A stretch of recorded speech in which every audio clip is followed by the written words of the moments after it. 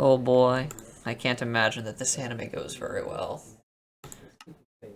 I can already tell this is not gonna go good. Oh my god. So anyways, here's the agenda today. Just grind. Gotta get those scrolls, you know? It's gonna be brutal, but it'll be worth it in the end. How many apples do I have? 13? I need 3 fucking more, dude. Let me see what they want again. The apple trade is pretty rare. It's pretty difficult to get it. So I need eggs.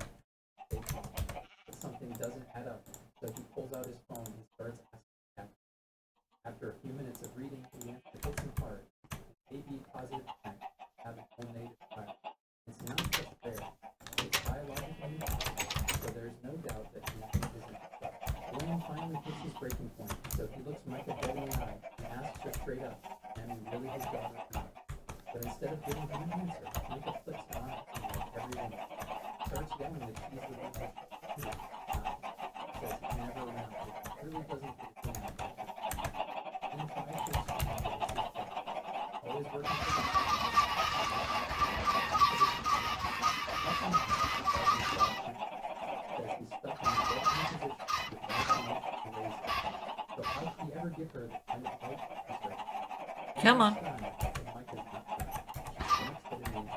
Good boy. Nah, dude.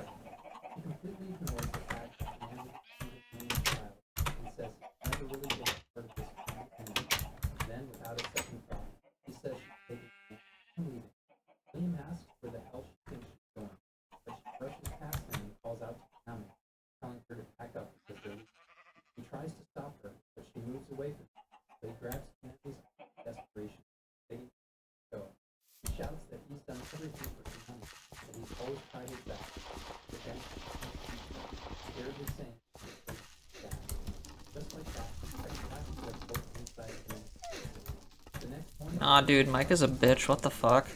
And his, and her daughter's also a bitch too. God damn.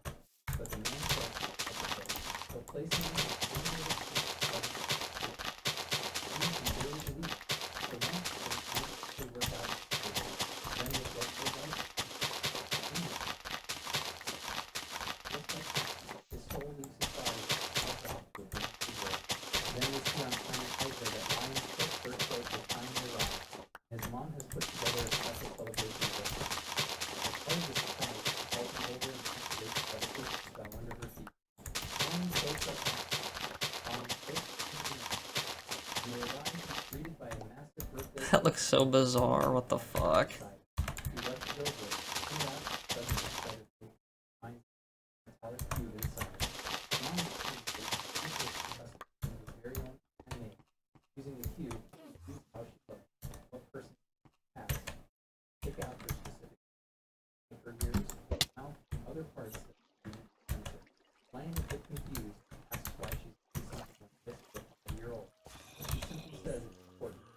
Okay, good. It does not cross into my mob grinder.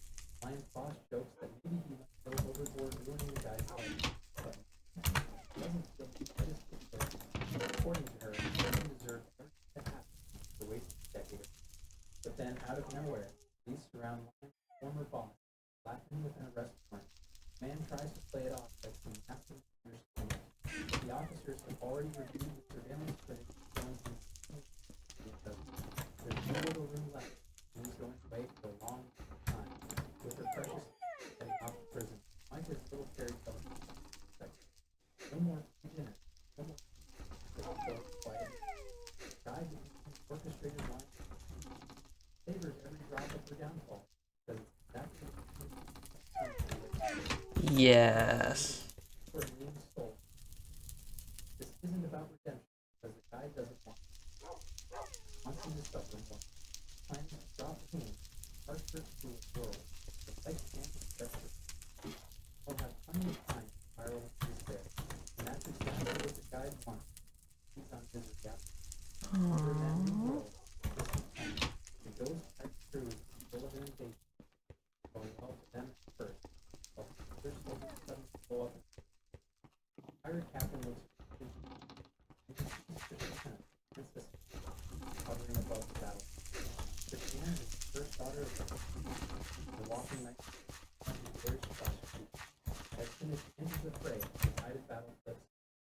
Shit, where am I going? What the fuck?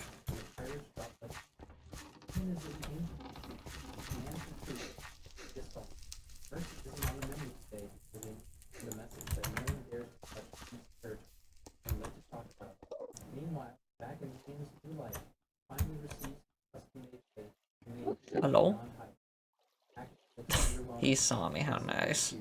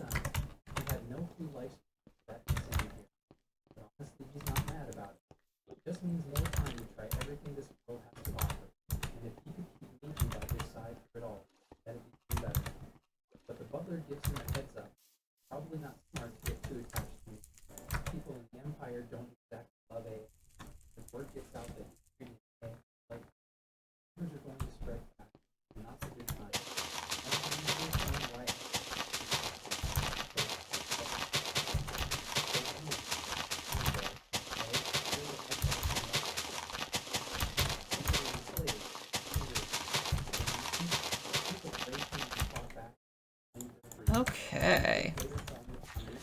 Let's go retrieve the eggs.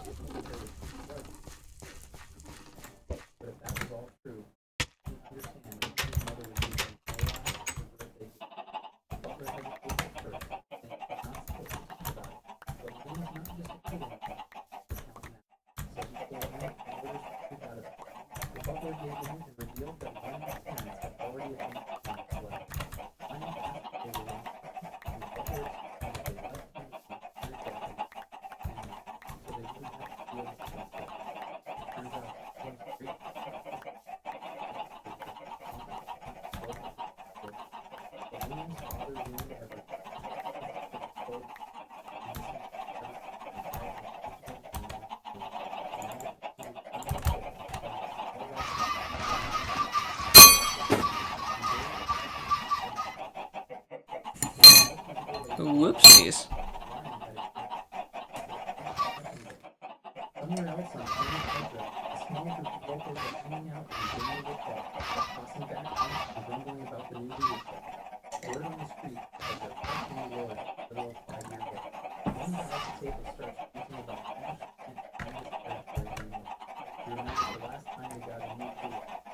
Come on. Eat your nuggies. One more. Come on. You can do it. Do it.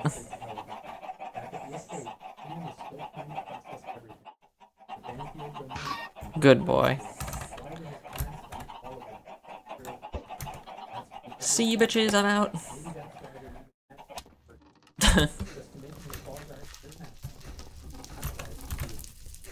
Alright, I'm gonna trade some eggs.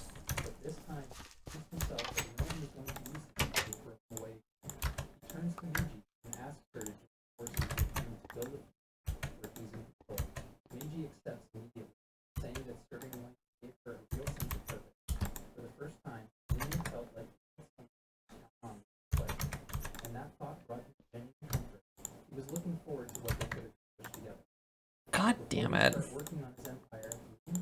16, that's not bad, I'll take it.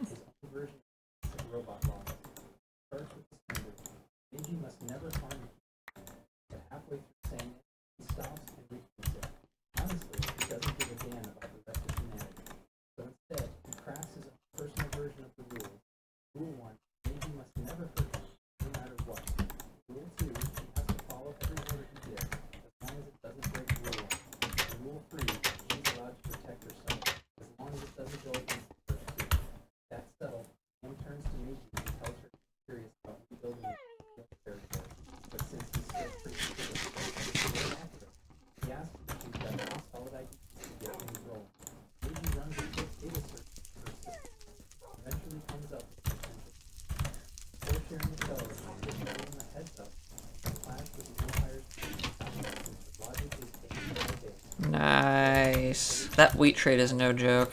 Uh-oh. Raggy. I'll feed you all in a little bit, it's fine.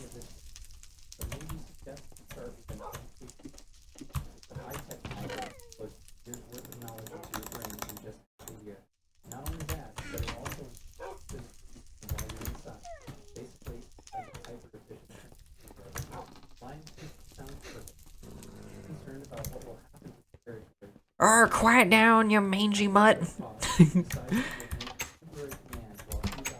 Are you the one who wants dirt?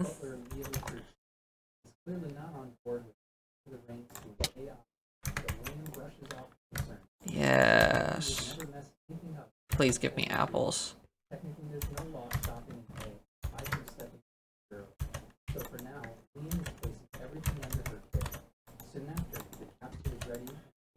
Which one of you wanted fucking sperm seeds? There you are.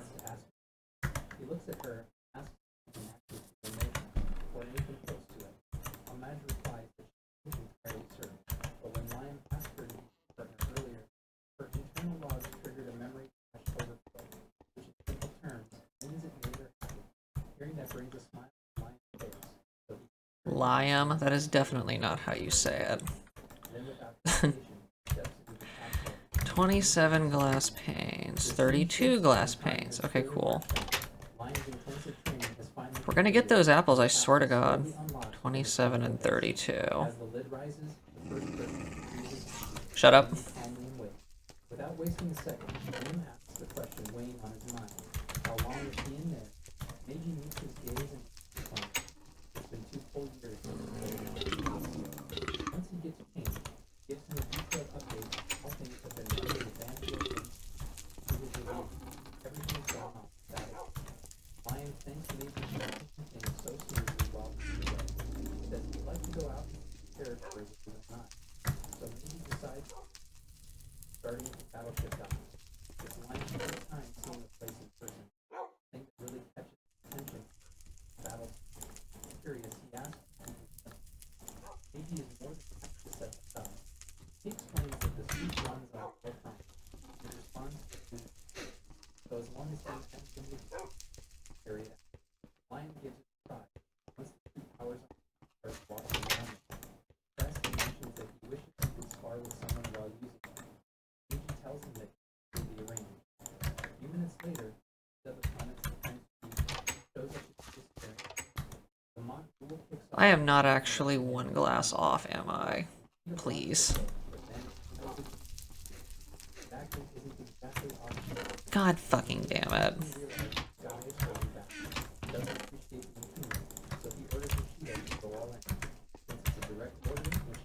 I need 8 sand.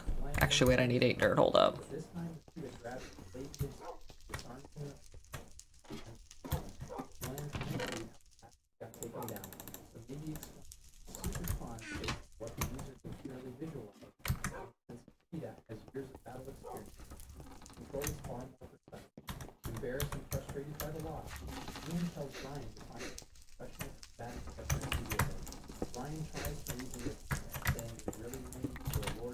Okay.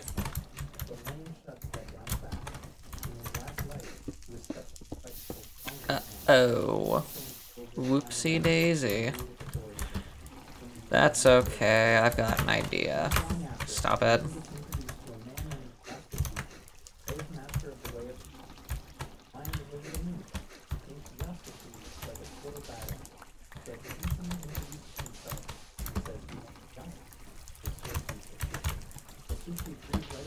Stop, please. I'm being trolled by my own base.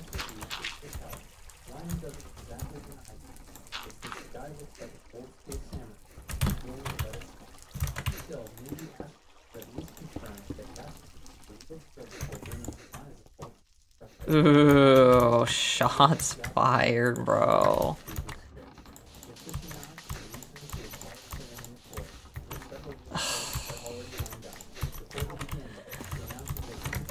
You know what? We're gonna do this a little bit differently. I'm getting sick and tired of this not working.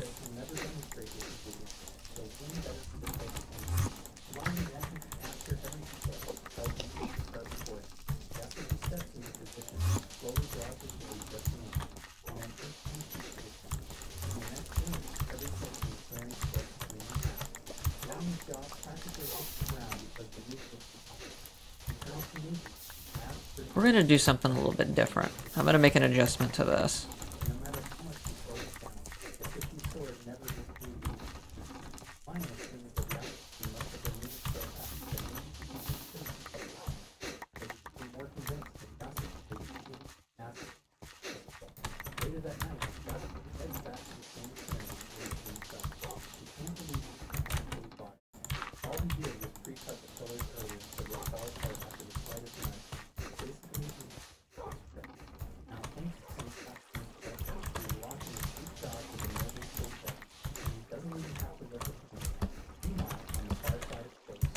That's a good amount of stuff.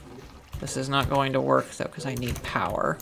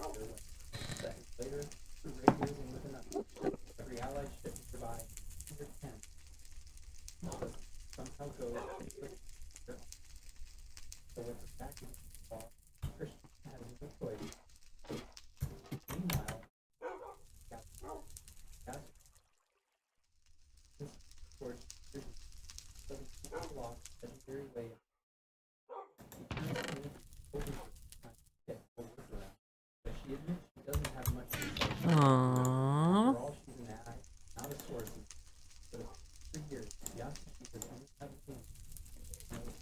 What all do I do with this stuff? Like, is there anything for me to, like... I don't know. I also need switches. I also need more hibachi.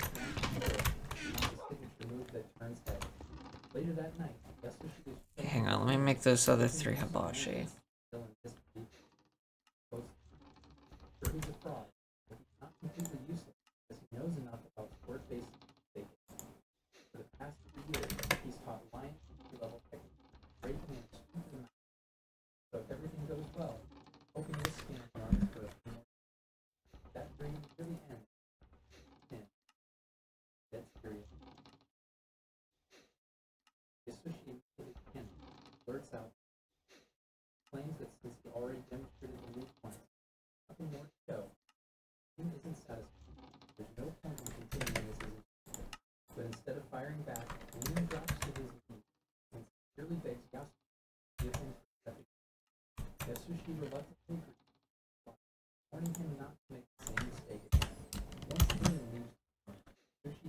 So that's 1.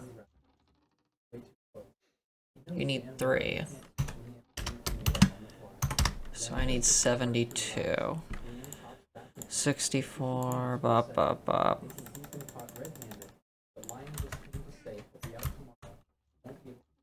Meanwhile, Christiana is being held prisoner aboard the Ghost pirate ship, locked inside the captain's private quarters. He demands to know what he wants to do with her. The Ghost just grins, saying he wanted her to have the best. He's confused until he gives every ship to Christiana. The moment she realizes what's about to happen, Christiana panics, leaves with him, but Ghost couldn't care less. He gives the order to fire. Christiana is forced to watch as her friend wiped out.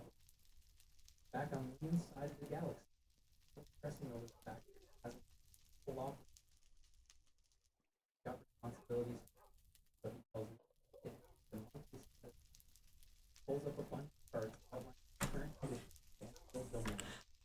Come on, go faster, please. Been a bit of persistent growth in production development. I'm relieved that things aren't going to It's not Liam, it's Liam, you idiot. Oh my god. How do you mispronounce that? based on the size of the recent investment, especially in public welfare. The return should Well, I won't be needing these anymore. We're just gonna upgrade to the E. We're gonna go easy mode, if it can do this the right way. Please go away, Endertard. I don't want to have to hit you. Oh, I do actually need redstone for the contraption. looks like a hungry pig. Lane doesn't even bother playing nice, so he gives the guy one shot to explain himself. The noble tries to play dumb, but Lane lays it out. Financial records have been tampered. The invoices don't add up, but it's clear the guy isn't money off. And what he thought was a clever cover-up was equally obvious to someone whose ears didn't Why are you in here? Go away. The question is the vendor changed. The noble claims the new vendor was more efficient. But that doesn't explain why the results changed. So it's obvious that they made the change to a cut from vendor control. But strangely, Lang isn't all that pissed because deep down he expected corruption. In fact, he came to this world hoping to become the type of corrupt noble people whisper about. If he wants to be a true villainous lord, he wants to use his position as he did. Right then, Meiji alerts the camp that the noble had actually been under investigation before for embezzlement, and Liam, shocked the guy, still has his job. But the noble quickly explains that the case was Nice, wrapped up and perfect. blamed on his subordinate instead. Lion turns to Meiji for confirmation, and she says it's true that the official report pins the blame on the subordinate, but no real evidence Okay, was anyways. presented. In fact, the noble had the man executed shortly after. Lion's seen this kind of tactic before, calls the noble out, accuses him of setting up the fall guy just to save him. The noble panics and starts battling, denies everything. Not shit. So he picks up his sword and starts walking toward the village. The noble starts pleading, trying to talk his way out of it, by claiming that this kind of thing is standard procedure. All the nobles do it because it's just how the kings play. But Lion's had enough. He's about to swing when he steps in and he tells him to stop. The noble, thinking he's got enough, starts shouting that Lion's just a kid, doesn't understand how the game really works. But before he can get another Wait, why did I just make 3? Am I stupid? Oh, whatever, I'll make another one. still shaking with a tremor, Liam gives a furious order.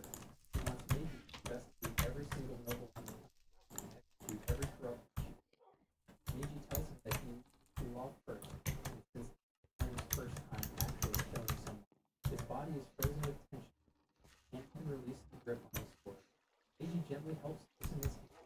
When it comes to his earlier order, Night vision, that please. wiping out all the Please give me night vision. pretty much all of them were dirty, but killing them all would leave the entire administration in chaos. But as a compromise, he proposes setting up a batch of AI dolls to take over the administrative role. I am not drinking a fucking night vision potion, dude. Fuck that. Later, back at the battle suit meet, Liam is itching to get back into training. Now that he's gotten the solid grasp of sword basics, he wants to try again in the suit. But before he can get started, Yasushi strolls in and tells him that no real warrior would ever use one of those default automatic suits because they're too reliant on AI. So Liam asks Mashida if there's another option. That's when he's told about a special battle suit belongs to his other Alistair. The rare relic, with its full manual, and no one before him or after has even been able to get it to function. And that makes Liam want it badly. Sometime later, we see that Yasushi ends up wandering through a dusty old shrine. Good, good. I'll leave that open. While muttering under his breath about how damn annoying it is that Lion is actually making real progress. This whole so-called training is supposed to be a total scam. Just a way to make him drop. Yasushi knows deep down he can't go on forever. And if he wants to keep the money flowing, he's gonna have to come up with even more useless crap to throw at him. As he absent-mindedly leans against the Good. That means I have 9 now. They'll go with the same speed. So how far down does this shit go? but for Yasushi, this rusty relic is exactly what he's going. Meanwhile, somewhere on Earth, I could still do the redstone for it now that I think about it. he stumbles across a man losing his mind at Starbucks because the cream that was cappuccino sticks in the cup broke. That shit is mad. The guide savors the bitter, radiating from the guy's funny answer, but finds himself craving something richer, something more exquisite. Okay. Interesting. So I'm gonna need to figure out where this would go in the hallway. Eager to take on the challenge, Oh god, please tell me it does not intersect with it. completely bogus technique, Hold up. while his ever-loyal butler, Brian, watches. Although Brian is secretly thrilled that Avid used to belong to Liam's great-great-grandfather, he can't help voicing his doubt. He insists that Liam would be wasting his time messing around with such a kid. But Lion remains unfazed, confident that if he can learn to master one of the oldest models ever built, his piloting skills will become unmatched. Brian, being the nosy busybody he always is, tells Liam to stop wasting his time on calling it. Where should I put the drop hole? Still, Lion is determined to do everything he's got, leaving the effort and meanwhile, Meiji arrives at the site where Avid is being So if I put it right here, that'll probably work. so-called Yasushi, a real swordsman to begin with, but orders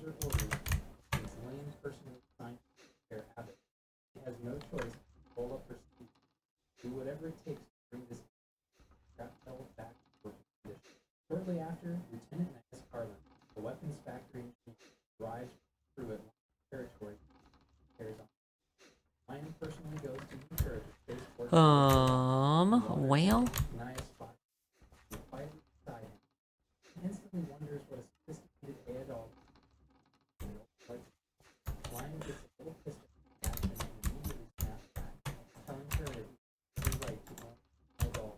He won't tolerate judging his lifestyle choices, but he completely misreads the situation because in reality, Nias is absolutely scared. He nerves out the moment to look at him. Nias is blown away by the custom features built into. Without any shame, he starts poking and prodding her like a total creep. He even tries to lift Major shirt out of pure excitement, but Lion quickly intervenes, warning her that this area is a military secret. He doesn't want to display. After that awkward moment, he moves to the warehouse. Yeah, we can trade more. Damn, I should have done this from the start, dude. What the fuck? I could get some decent emeralds from these farmers, actually, now that I think about it. It's just too much work. I'm not gonna do it. It's just a waste of my time. I want apples. Why do I not get apples? Is it really that rare of a trade?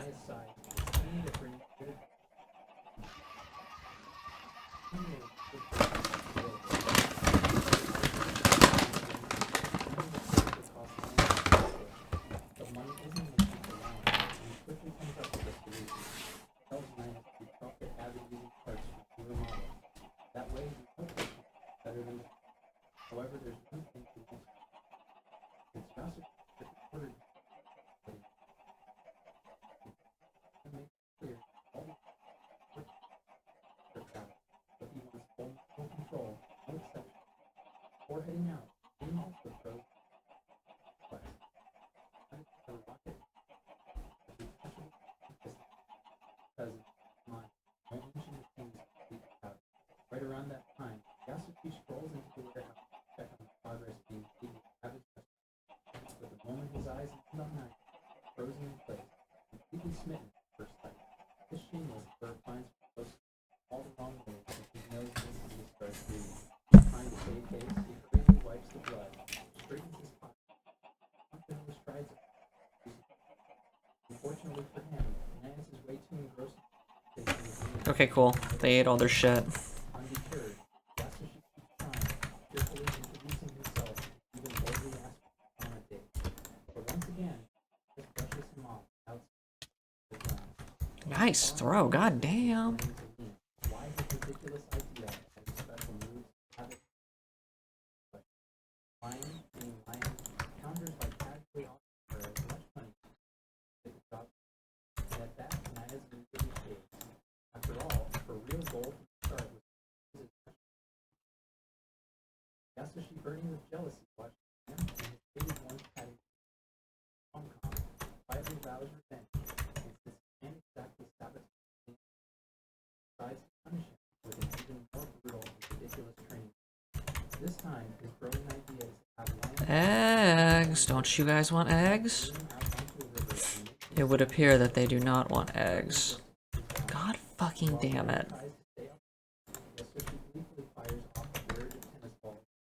Are you shitting me? Do none of them want eggs? There you go, bud.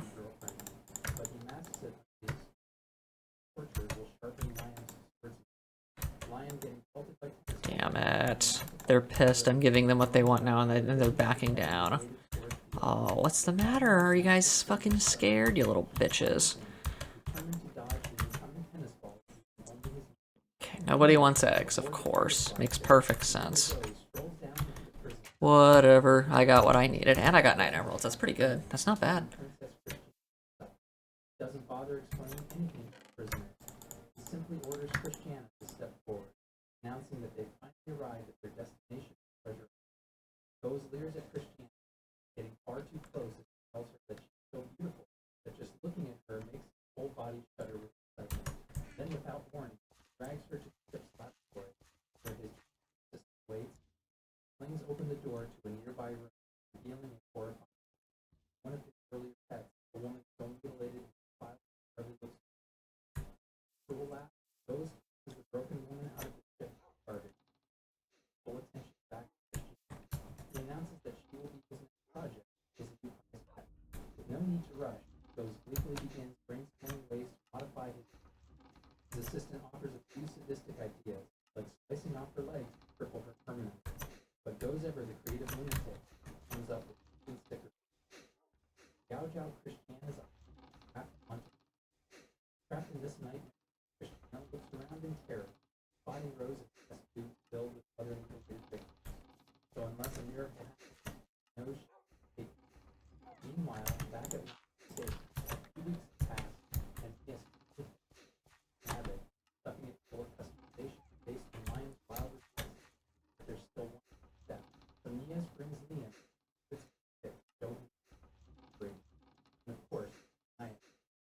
assist getting while pulling off down under tense and freedom to instruct properly. Lion doing his absolute best not to awkwardly follows for instruction. I probably don't need to do anything fancy for this. Abbott immediately scans him and locks him in as his sole recognized ability. No one else can do this from now on. Feeling hyped, Liam tries to take his first step and immediately face toppling the whole much over. So Nige reminds him that Abe doesn't have any modern automatic balancing system. And unlike newer models, piloting this won't be as easy as pressing it forward button. However, there's a huge benefit. If Lion can match control and Abbott manually, he'll be like a big boss. Feeling fired up, Liam pulls himself up to walk forward again. This time keeping his balance and Abbott a lot better. He pilots the unit out to the warehouse, and while he's practicing, Naz reminds him how crucial it is to maintain a solid mental image to control the mobile night operators. He moves him closer to adjust control. The ordering incident, completely throwing off his mental focus. Matchstick the robots start moving his hands in a very weird way, as if it's to hold something. But his instant catches on, giving him a suspicious glare. Lion quickly tries to defend, insisting that it wasn't his fault. So 1, 2, 1, 2. 1, 2, 3. The fuck? Ugh. Are you freaking kidding me, dude?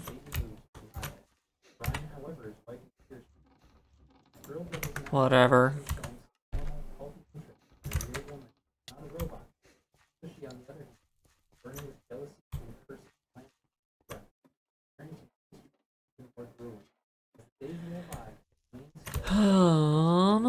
I need more dirt.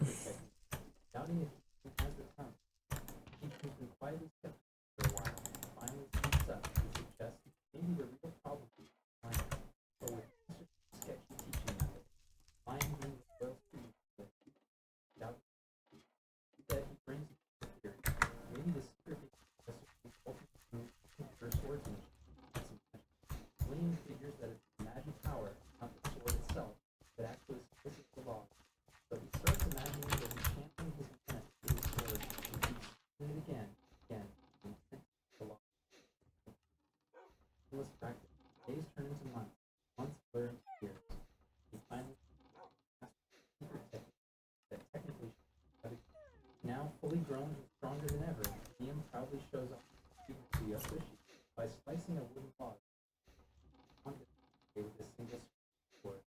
Yosushi on the inside, using his native teeth, never supposed to amount to anything, was seen as central office and terrified, keeping his face perfectly calm. Yosushi just nods sagely and tells him he still has a long way to go before he would master. A few weeks later, Liam finds himself in space aboard his pilot ship alongside him. He receives a report from one of his coordinates. Apparently, it's a small abandoned planet, science territory that is only construction as under attack. Small military force stationed there. Okay, no, give me a sec, give me a sec. I'll probably just put switches underneath all of these, maybe. I don't want anything complicated.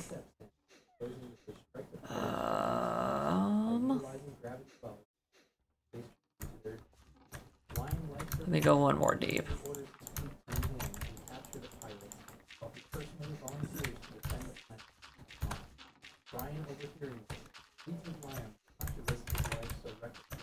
I'll need some glowstone too.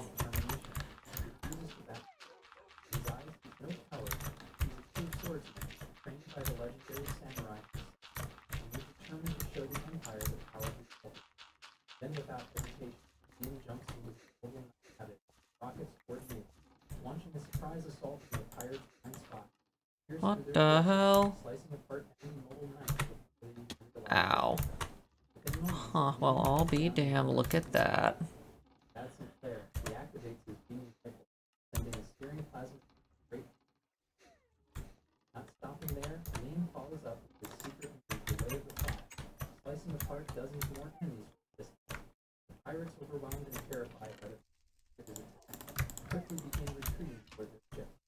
Seizing the opportunity, Liam fires off his rocket. Special moves of Abbott's fist, launching out at high speed toward the enemy. While the move works as intended, Liam is less than impressed.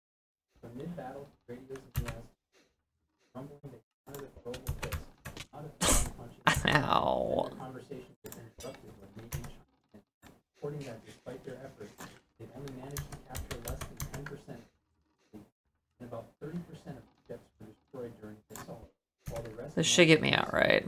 Even so, considers the operation Very good. Excellent. and praises the vice commander Meiji for doing a great job in her role. Meanwhile, So we can't go any we can't go any deeper, sadly. under the Banfield resource planet, Okay, so that's as far down as we can go. I'll probably encase this later. like Dr. Frankenstein calmly explained that the crew had seriously underestimated how powerful the field was, leaving them no choice but to treat people who got obliterated.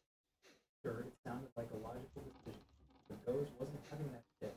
He outright decided every pirate because it wasn't about power to kill off. Once he dealt with them, time to send them by persecuting job himself. Since he'd be gone for a while, old Christian was now looking for a creepy, barely recognized. He returned later to play with her. At the time, Lion and his police got back from their battle, and Lian was pretty damn satisfied with how things turned out. They had defended the resource as a bonus, captured several pirate ships. According to Imperial law, the pirate ship, everything on board, including the ship itself, legally. It's not Gloom Knight, is it? Oh my god, it's fucking Gloom Knight, dude. Stop.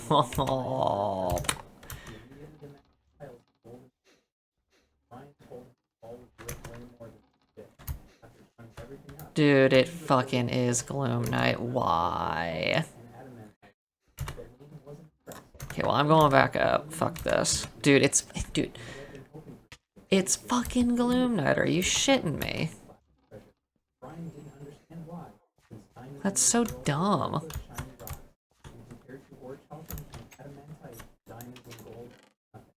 The Lion didn't care. He still wanted gold. Seeing how stuck he was on, Brian informed him they found some gold too. The moment Okay, cool. Let's go down there. Whatever. the gold down, make his new gold. Ow. Brian then asked if Liam wanted to make coins from the other metal too, but Liam wasn't that reckless. Wanted those saved for making weapons. But Meiji interrupted Cool. the serious issue. Double cool. We found the entrance. Oh my god. On top of that, he had something else to report. After running Triple cool. Quadruple cool. about 10,000 ships total, he discovered that most of the ships were useless. In fact, the order was given to mobilize against the pirates. Okay, cool. Now I can actually see. Actually able to fight. Lion was honestly surprised they managed to pull off a victory against the pirates with only 30% of their operational. Where's this one go? Oh, it goes there. Okay, fair enough. To the rest of the empire, Banfield territory still looked like a backwater dirt poor region. So naturally, the pirates assumed the cakewalk to raid the Banfield region, and under normal circumstances, probably would have been right. But one any mesh piloting skills completely flipped the script. Even so, Liam knew that the pirates came back with a full-scale assault. There was no way in hell they'd survive. Lion hated the fact that over 70% of his ships was junk, so Meiji offered up a suggestion. Maybe it was time to ditch all the broken ships. Brian immediately pushed back, arguing that if scrapped non-functional ships, the military should be back, and they'd end up looking like an effortless target. Blah, blah, blah, blah, blah, blah, blah, blah, blah. Okay, I want all of my emeralds. Stop. Stop! Okay, I need 18 levers. Close enough. They could simply buy new ships to replace they were dumping. Since they'd gotten their hands on all the rare metals from the ships, selling them off covered the cost of building the land. In other words, there is no problem. Meanwhile, Liz was busy giving a presentation, proudly scaling her latest ship design. She was hyped about it because she managed to boost the output 7%, while also improving the ship's responsiveness and making it easier to maintain. She promised that if her ships were approved, the Imperial Army's fleet would end up stronger than ever. Then came the next presentation, led by Lieutenant representing the third weapons factory. Her new ship model wasn't designed. I need ladders too. Hold up. It was pitched as a luxury cruiser. Do I have ladders? Hotel, packed with entertainment options and space. How many do I need? Like, what, 4 or 5, I think? Could I put a trapdoor there? No, that's a bad idea. It's just gonna catch on fire. Imperial army decided to buy from the original rather than her. I has tried to argue her design for every resource, maxing out its performance. But he is a counter that her ships were just as capable of battle. Besides, strength wasn't all about weapons. The ship's power also depended on the crew running. Nice. Is this good? Yeah, that looks good. I like that. I might still get like a fucking trapdoor, but I'll be patient and wait. It's fine.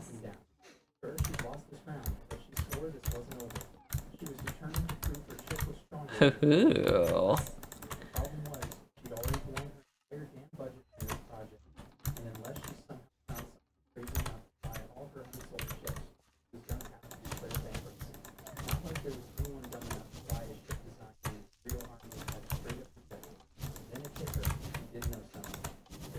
Alright, are we good? I think we're good. It's all good. This is a nice little room. I kind of like this. Meanwhile, Guy had been spending most of his time back on Earth, brewing with people to soak up the misery. But honestly, none of that compared to the suffering Lion had to experience, right? The last time the Guy saw dumped in another world, garbage left the battle dead. So he expected Lion's life and territory. That's fine. But to his shock, he checked in, somehow thriving. So the Guy was pissed because his entire supper had gone. But he still had one more thing to check. When Lion asked for a source of ship, Guy had intentionally sent suspicion. Total fraud for the sword dictator.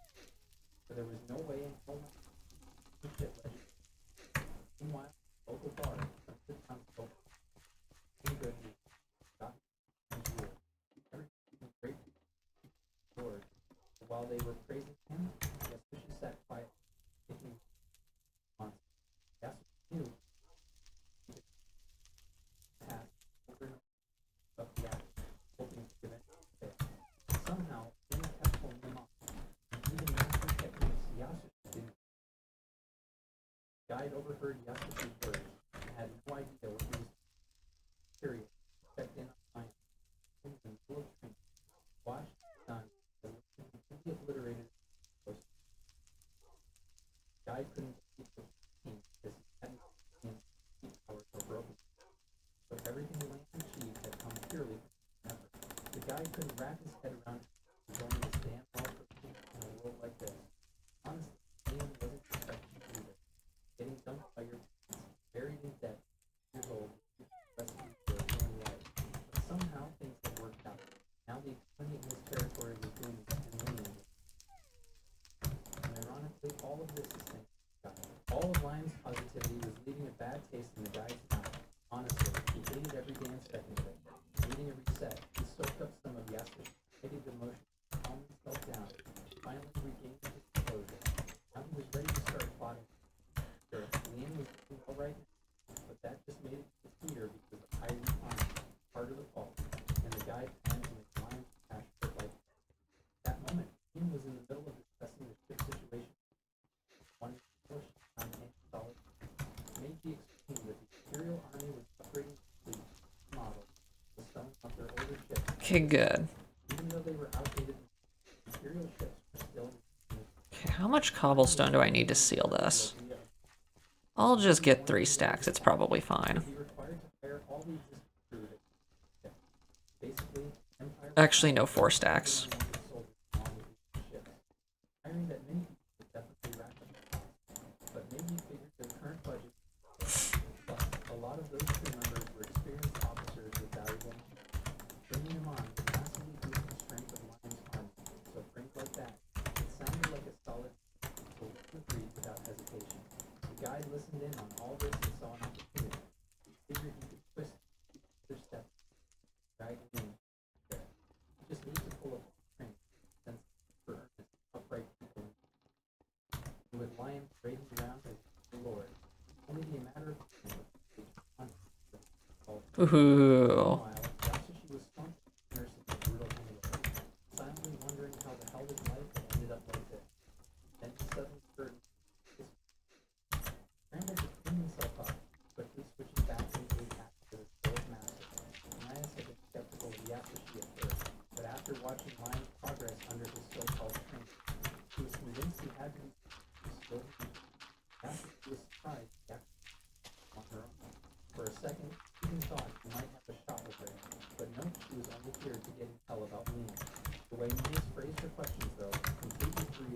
What the hell? She wanted to know how to convince Liam to hear her sales pitch, but she was nervous it would come off rude if she just marched up and asked. So she turned to Yasushi Oh, we found the tunnel. how to sort of Good for me. Yasushi misunderstood immediately because he thought she was fishing for bait now. At the same time, he worried she was a creep if she spoke up. But when Naya's practically begged him to tell her, feeling like her life depended on it, Yasushi caved. Without skipping a beat, he started rattling off every damn fantasy and scenario he ever dreamed up, going full throttle with all the details and source codes included. Nia stood there stunned, completely silent for a few seconds.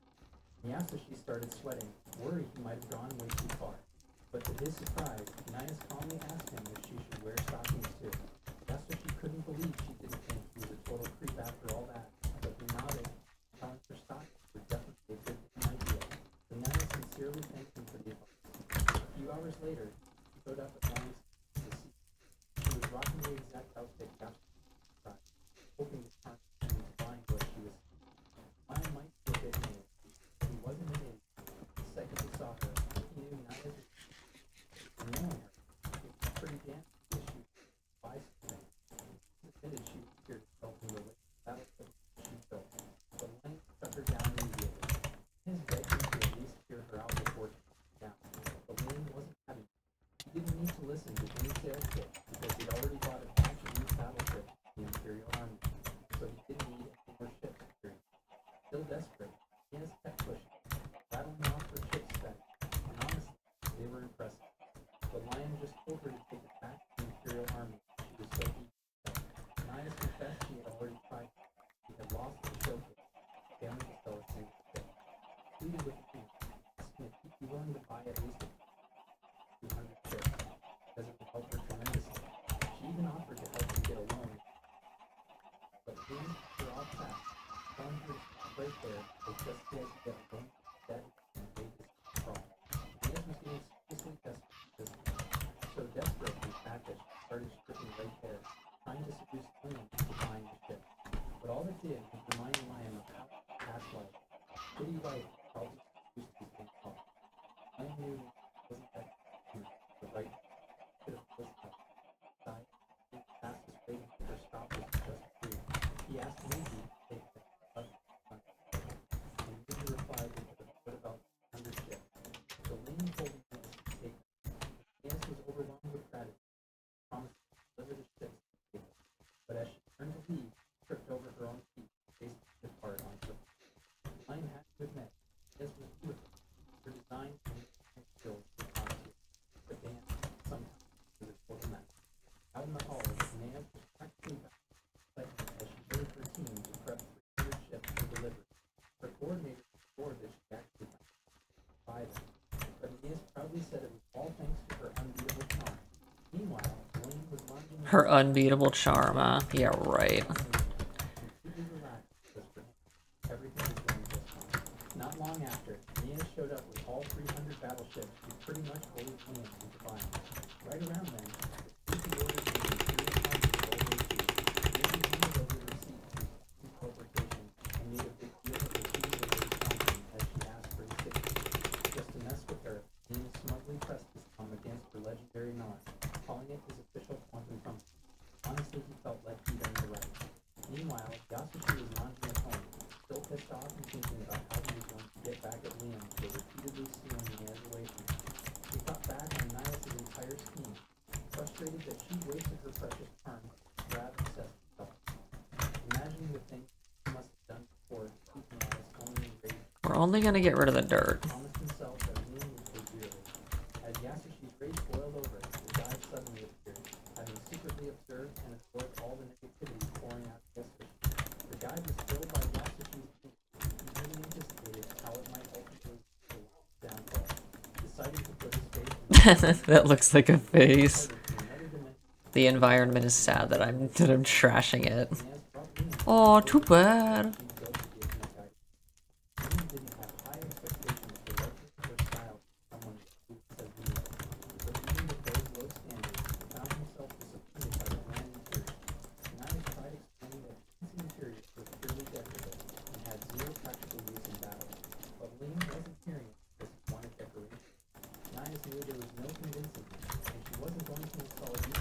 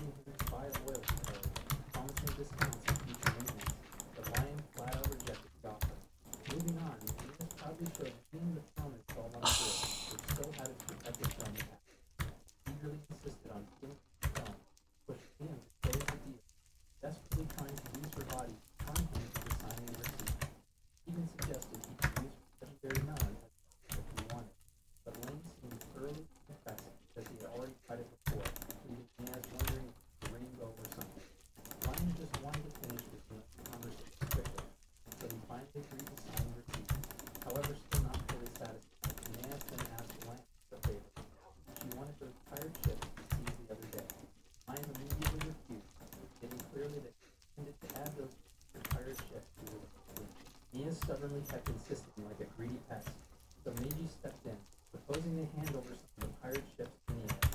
In return, she had to agree to repair and upgrade the remaining vessels for them. Lion immediately loved the idea, since all those pirate ships were basically scrap metal anyway. She gladly accepted the offer. She admitted openly that the only reason she was so eager to get the pirate ships was she wanted to study their technology.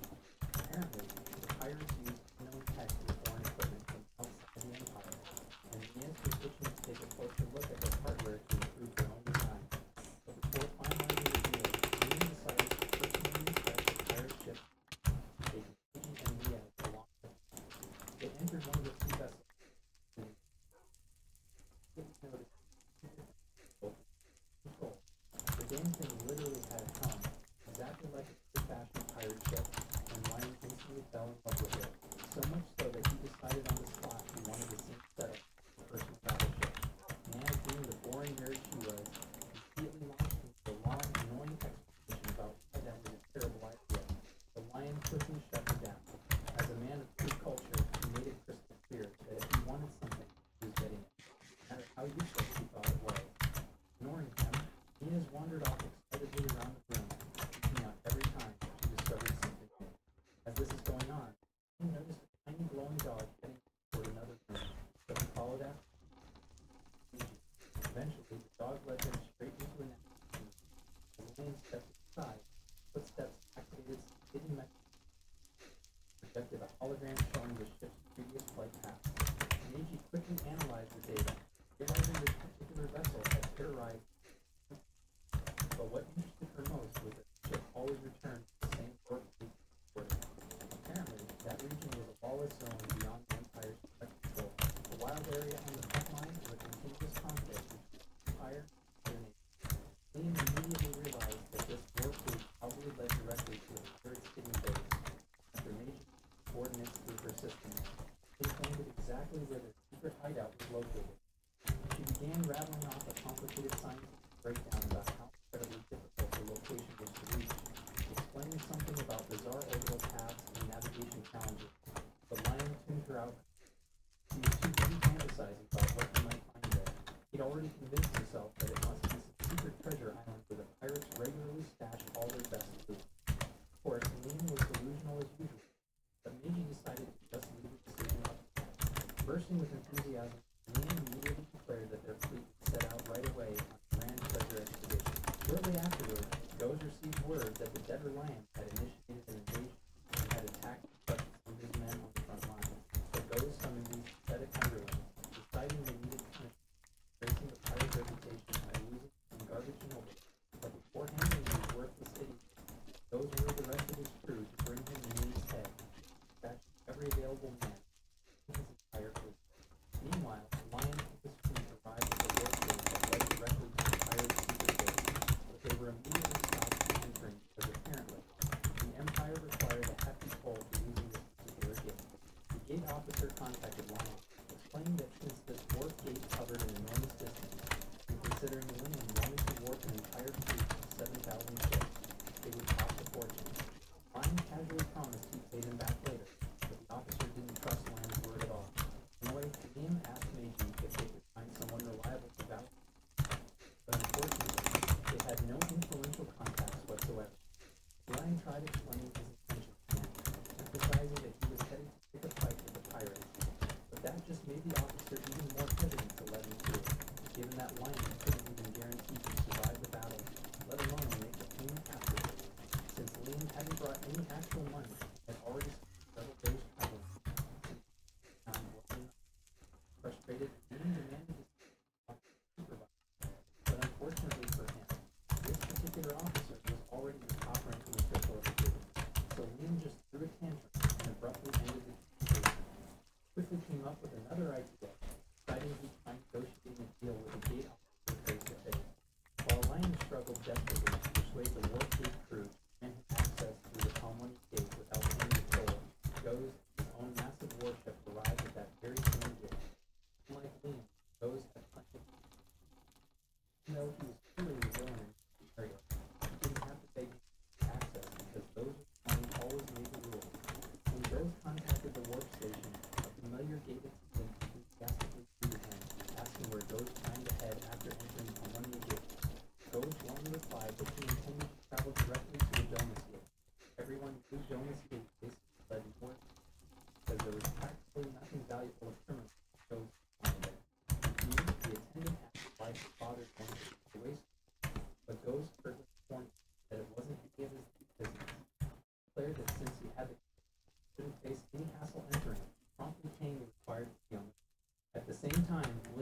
showed up at the wharf gate himself, thinking his usual smooth talk might finally open a path. He approached the officer confidently and asked to be let through. The officer told him there's no problem, right before slapping him with the requirement to pay the warden. Lion immediately tries to flaunt his status, boasting about his noble title, promising that he can get the money. The officer doesn't blink. When the bragging fails, Liam shifts, switching to a pitiful tone, pleading for entry like his life depends on it. The officer stays unmoved. Doubling down on the act, Liam starts sobbing his vows dramatically. When he needs to visit his bravely known mother, his trip is urgent. The officer glanced at the massive fleet of camps brought with him to book. You need thousands of ships to visit your sick man. You must be really sick. That excuse pops too. Lion improvises again, saying he just wants to see his one. The officer calmly tells him to be back. He actually has fun. I think his mother is really that important. As the discussion ends, the officer receives regarding those who travel opportunities, walks off the hand. In the scene, he wanders around in frustration while he perceives that weird glowing dog follows.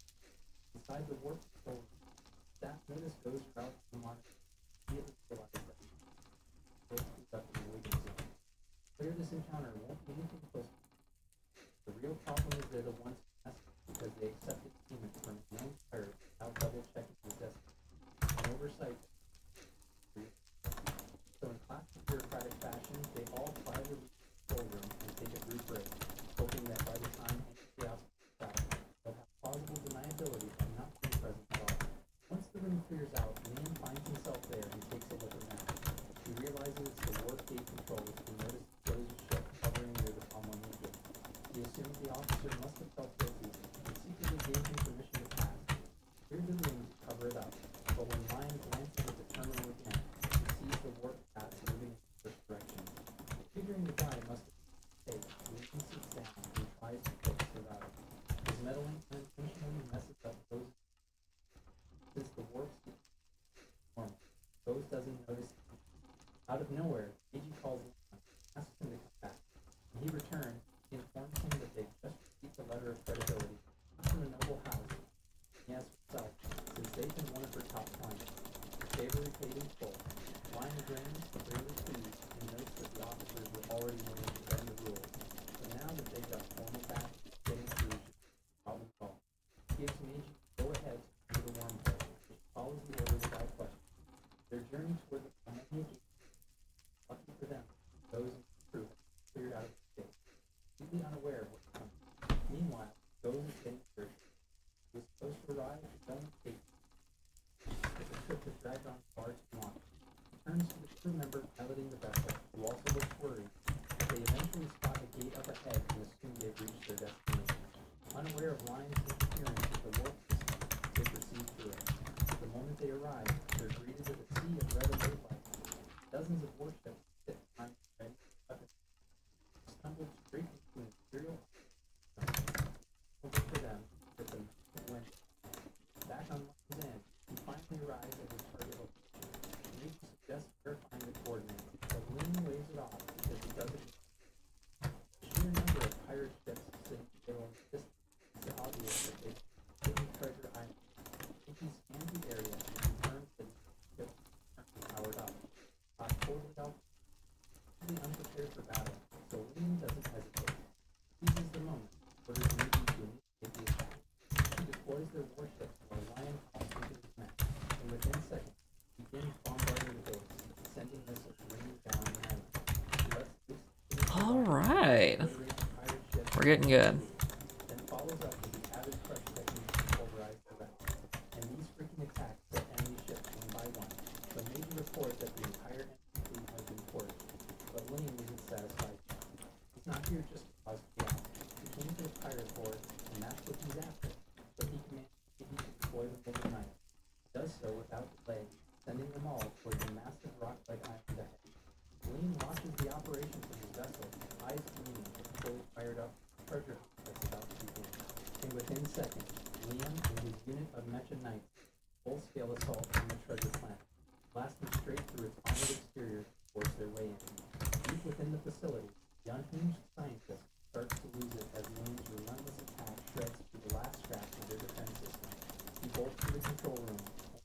out their underfull invasion. Every single pirate ship guarding the orbit has already been obliterated. At the same time, Elaine pushes deeper into the core of the base and runs straight to a squad of pirates in combat mechs. He wastes no time cutting them down, and by the time the new captain arrives, Elaine's already Nice. Look at that. Looks good. I'm liking it, I'm liking it. This is a nice feel to the base. It's a nice empty room with my switches. Worth it. I just need a trapdoor.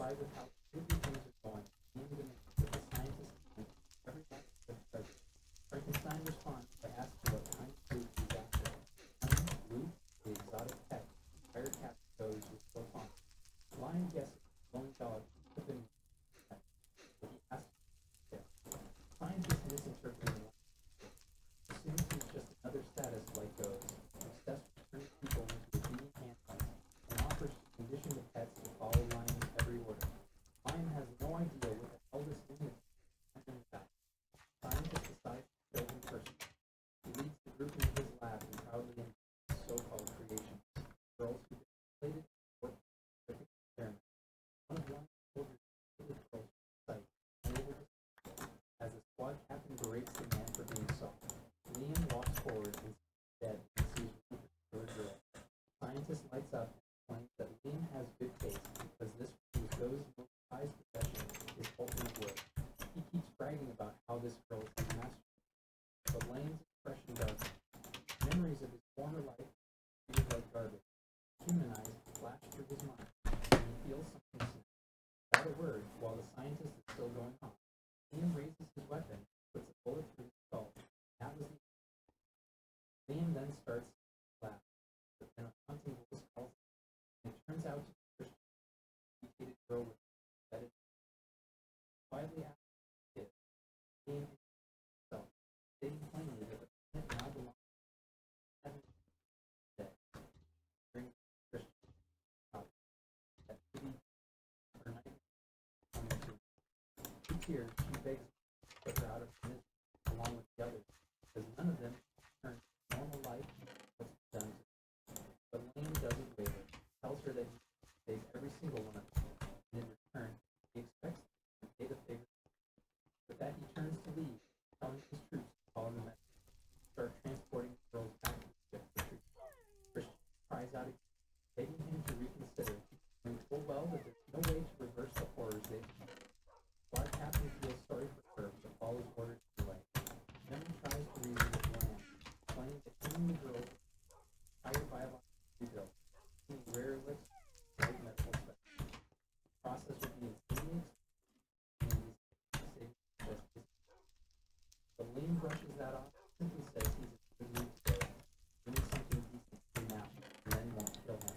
Right on cue, Meiji contacts him to report that they found a treasure vault, and Lion grins at the time, because now they've got the cave to go. At the same time, Christian continues weeping, her voice trembling to reflect. Used to be the princess of Naples, a hero, respected and admired for her victories, very faction. But the day she confronted Goes and his crew, they lured her into a trap and took her hostage. Right after that, watched in horror as they obliterated her homeworld in front of her eyes. Her family had trusted the barrier to hold, but clear they've been betrayed. Defenses failed, and in the blink of an eye, her entire planet of fire fell. Christiana's world had already shattered, but her nightmare was far from over. After annihilating her homeland, Goes brought her and the remaining survivors to the so-called Treasure Island. Her squad mates were terrified beyond words. Christiana held on to whatever hope she could left, reassuring them that anyone would come to their rescue, and she refused to believe that they could heal. When Goes finally showed up, Christiana met him with defiance. She told him that her life was because she would rather die than avoid it. But Goes simply laughed, saying that cancer was the goal. He'd have done it already. He made it clear that the only reason any of them were still alive was because he planned to have every last one of his personal collection. Then, with a twisted grin, he announced he was in a generous mood and let one girl go free, but he demanded that Christiana choose. Cornered and unsure what to do, picked the girl looked terrified, thinking she was staring at her. It was all a fool setup, because the moment she spoke the girl's name, Rose handed her over to the scientist, who looked like Gollum, who gleefully dragged her away to be the first test subject. The grotesque scientist transformed into a multi-limbed abomination, began slicing the girl open while she spoke. Christiane went mad with horror and begged for it to stop. The ghost just laughed in her face, telling her that if he stopped now, the girl would die. Completely broken, Christiane watched the girl like a stage, turned into a twisted, unrecognizable creature. Rose leaned in, whispered that this was just the promise that Christiane would be far more beautiful. Jacob demanded to know how someone could take joy in this, and he answered without hesitation, it was pure satisfaction. Rose said life had been cruel to him, cursing him with his ugly face. So he takes that paint and twists beautiful women into monsters. So watching them tumble right out was his idea of fun. Then he forced her into the operating chair, and all of Christiana's strength, she begged, cried, promised anything, obedience, loyalty, submission, he would just let her go. Rose told her that this was exactly what he saved her the last perfect fall the hardest, suffered the longest. He then ordered Gollum to rip out her eyes and her palm, so that even without a mirror, always see the monster she had become. No one listened to her scream.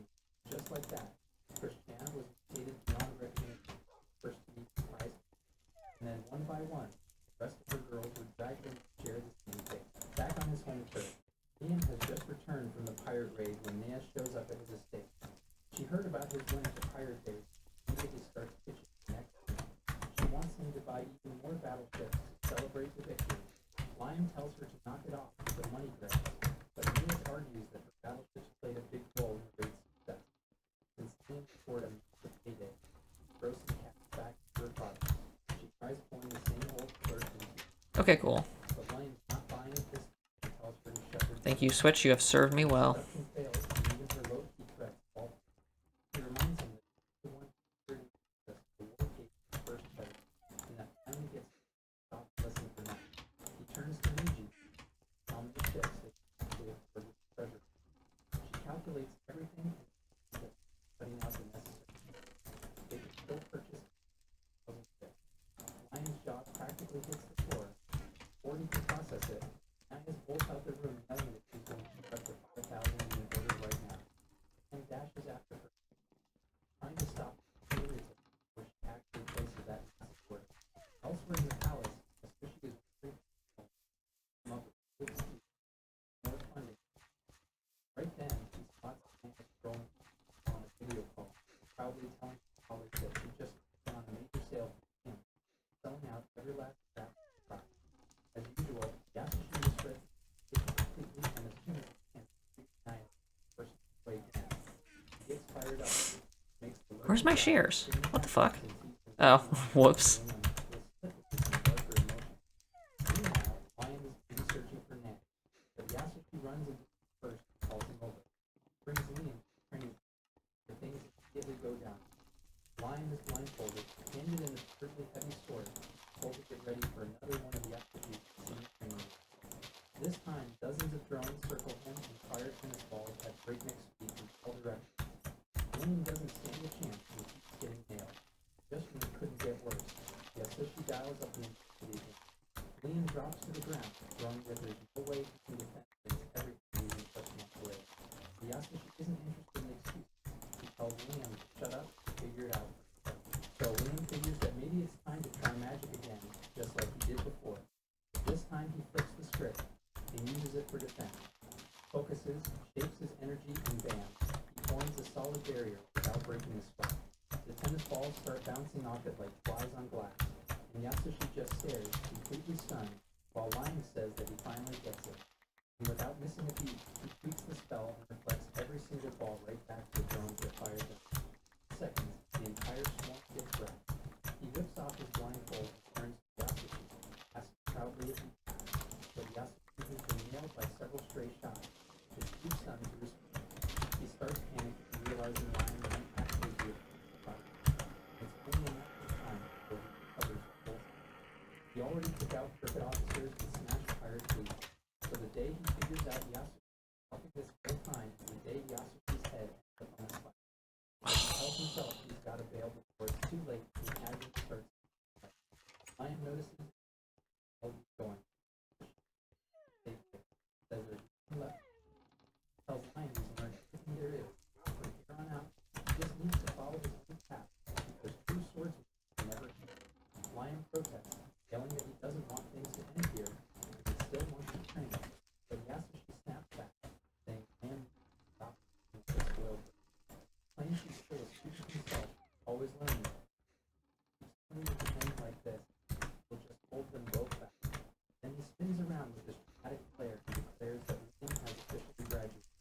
He's now a true wielder of the way of the as a proper successor. His job to spread their sword style across the universe. Lion nods with full pride and honor, saying he'll carry on his teachings with everything he's got.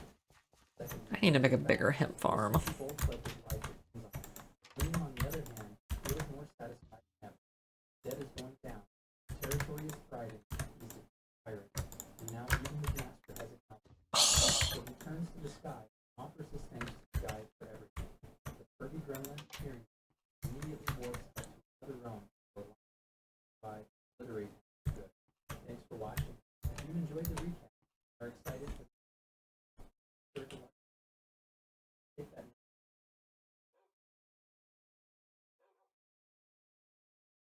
Nice.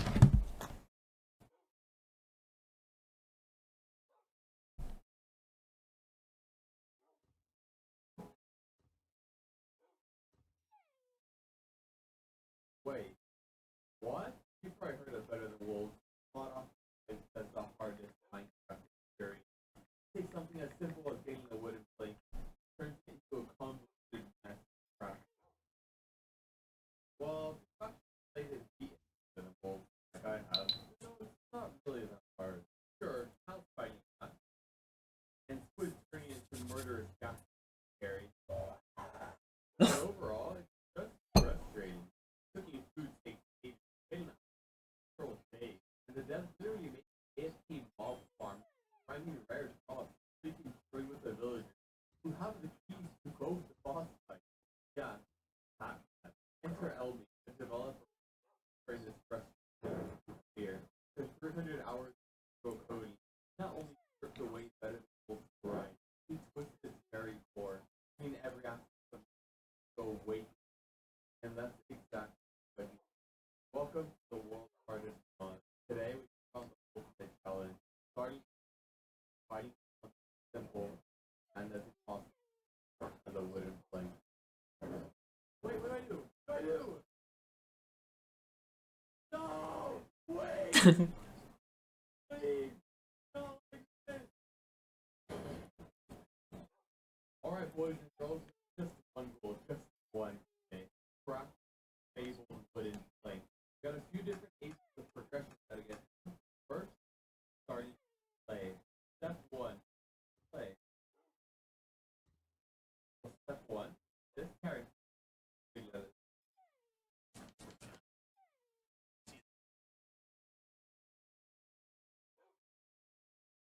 Okay, we got 16, that's good. That's enough to take one for it. Let's turn the clay into grit.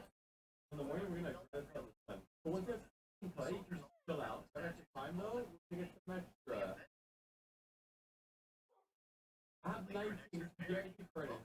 We got sun coming up. We got to play down. Each of us hold it. Okay, it's fine. Now protect. Protect the clay. No, no, it's the clay. No, please. Please. Oh. Go away. Yes, it's like cooking. It's like cooking. Okay, now we can actually do the zombie. Here's the zombie. Let it burn. Go.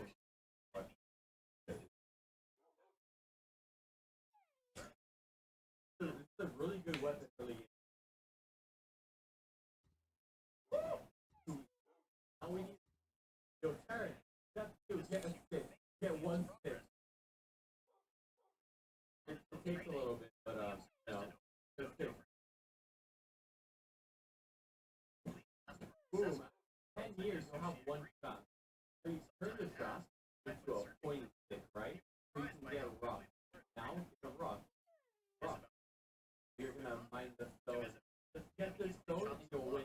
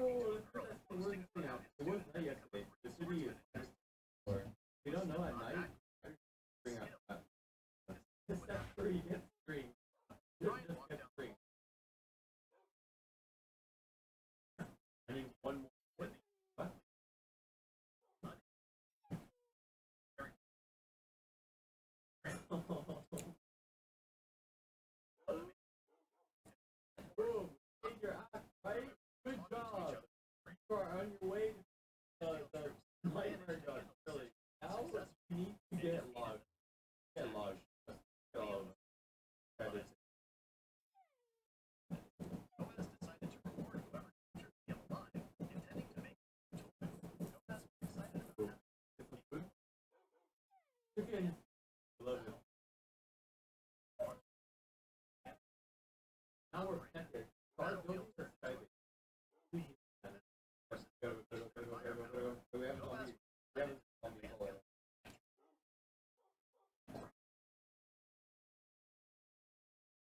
He drops me. Humans left. And my place fine. Go base. Go base. Bing. Boom. Bing. Bing. Go, go, go, go, go, go, go.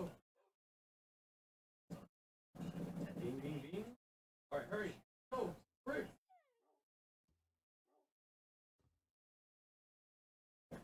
Go, go. Then you hide. Then hide. Run. Step 3. Step 4. Warning. Step 4. Run. Block it. Block it. They should have blocked. Take a campfire. Or not campfire. What are you doing? Am I fucking 4? Make yourself a furnace. Easy, easy, easy. With a fire cloth. You can put a log inside, right? Wow. Fire cloud. No way.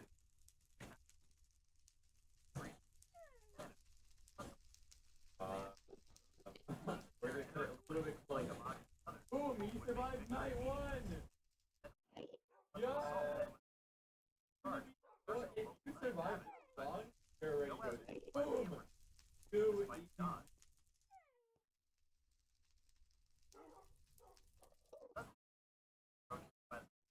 So mental note. Right progress. I feel like you need to go mental. Yeah, spring behind it. Walk right there on the mountain. We need a shovel. I need a block. This is like my Are we almost a day? Like, come on. That's the goal for tomorrow.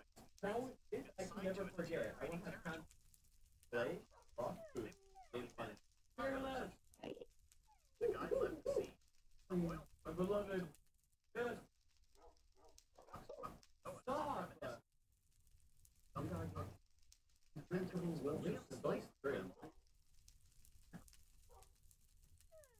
We go, let's do it. Play. 32 play. 32 flood. Block.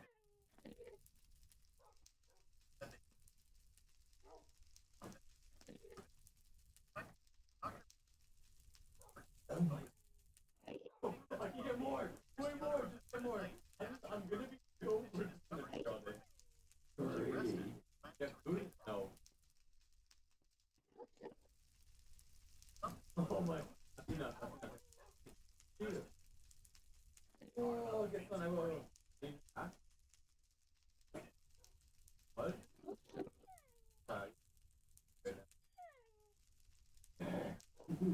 Great. Go back later. Fine. We have enough coal and food.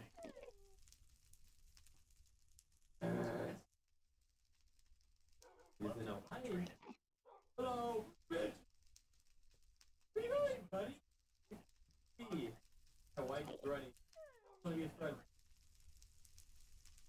I got enough food. That's like 3. 3 is enough for 1 day. Let's better play that.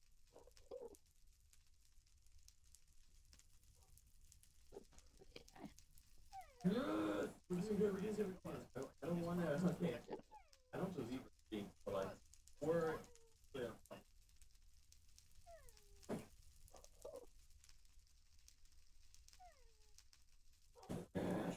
That was the best could have ever played. The best we could have played that day. God! Dude, I'm not. Ego. It's a run. No! Bitch, it's a run. But tomorrow. Cut. More food, obviously. Okay, we'll get some more logs. A bigger setting. Brick, furnace. I feel so stressed out. Overclocked. I mean, how like a cooling system. How like a soft fan. Like 2005. So if you have free time,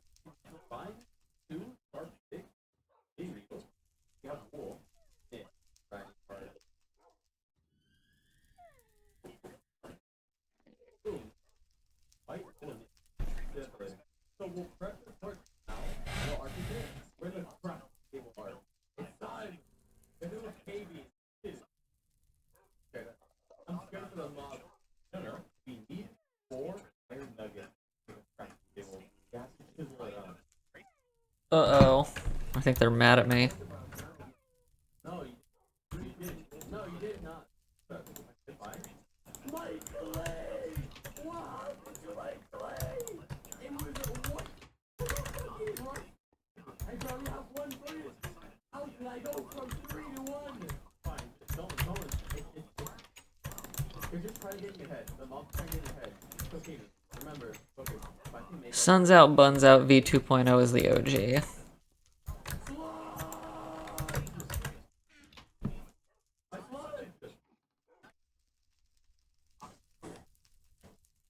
I got a full sludge. I got one full sludge. I got one full sludge.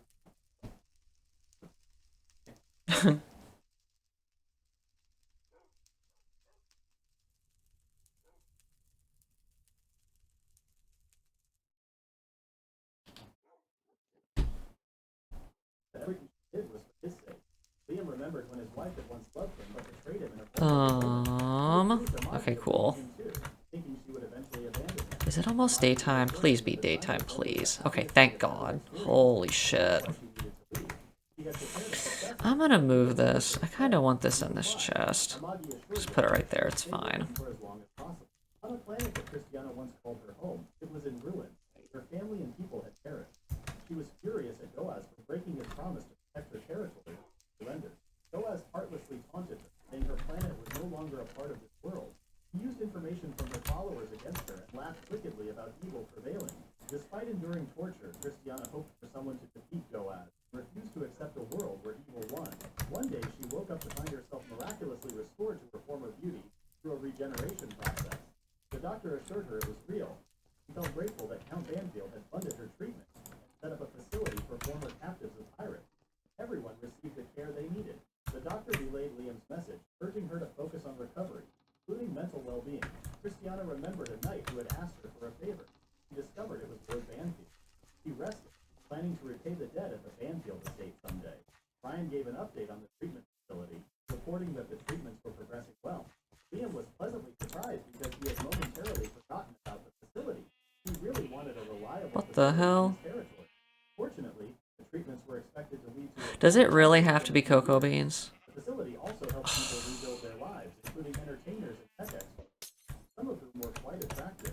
Liam thought about how their children would inherit their beauty. You can feed your animals shit. His standard. Brian noticed how graceful these people were, but Liam had a different idea.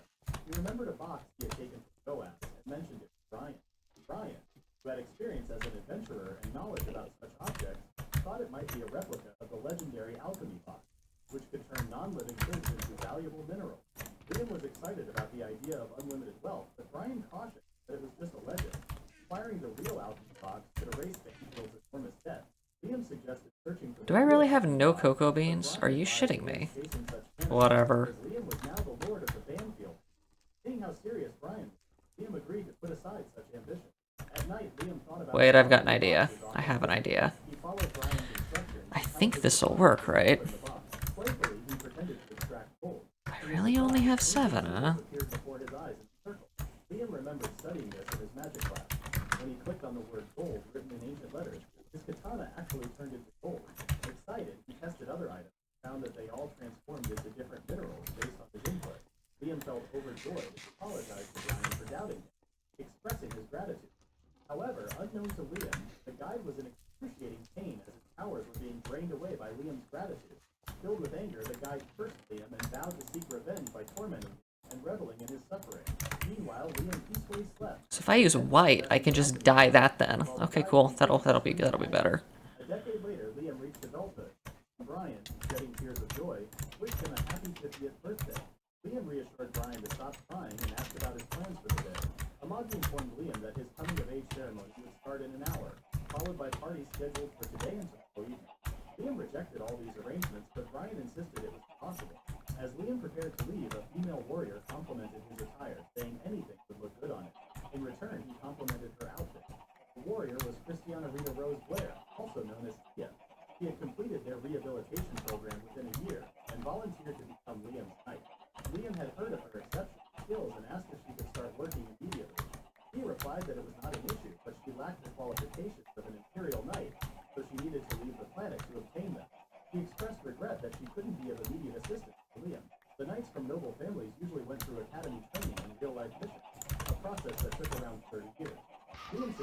Tia that she should take her time because she had primarily chosen her for her appearance.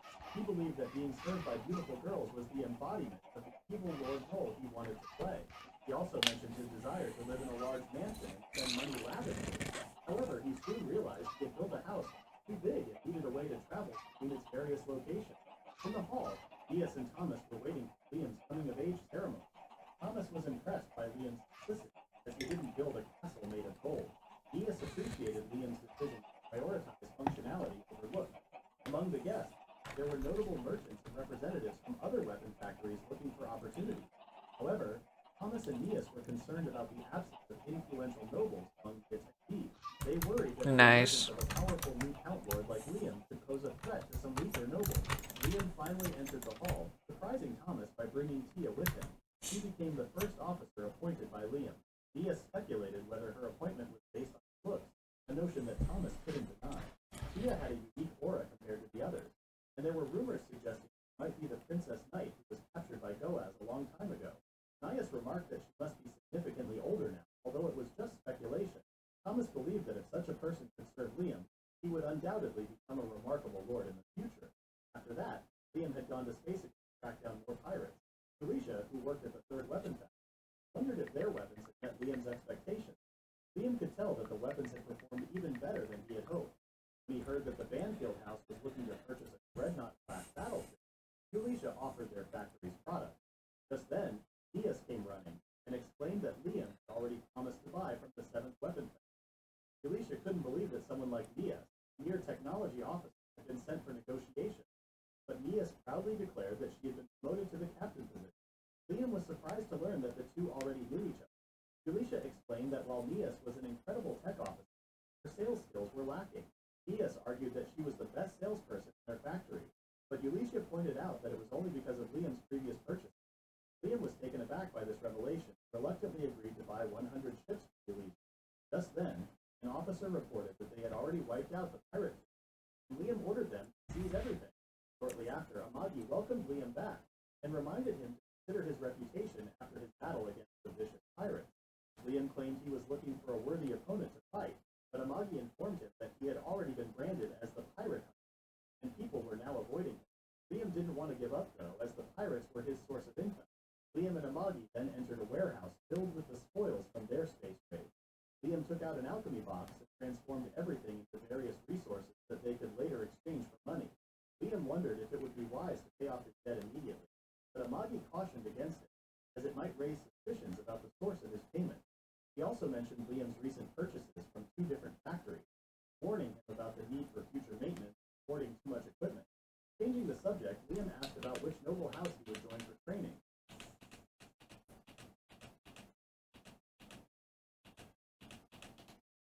A new count lord like Liam could pose a threat to some weaker nobles. What Liam the hell? These arrangements, but Brian insisted it was impossible. As Liam prepared to leave, a female warrior complimented his attire, saying anything would look good on it. In return, he complimented her outfit. The warrior was Christiana Rita Rose Blair, also known as Tia. She had completed their rehabilitation program within a year and volunteered to become Liam's knight. Liam had heard of her exceptional skills and asked if she could start working immediately. He replied that it was not an issue, but she lacked the qualifications. Well, this is a problem. I'm not sure. Uh-oh. My mob grinder needs to be checked. Ruh-roh, Raggy.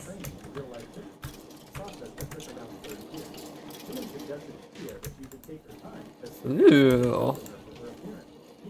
Damn it. He also mentioned his desire to live in a large home and spend money lavishly. However, he soon realized he had Oh yeah, I was gonna dye my sheep. needed a way to travel between its various locations. In the hall, Diaz and Thomas were waiting for Liam's coming-of-age ceremony. Thomas was impressed by Liam's simplicity, as he didn't build a castle made of gold. Diaz appreciated Liam's decision to prioritize functionality over looks.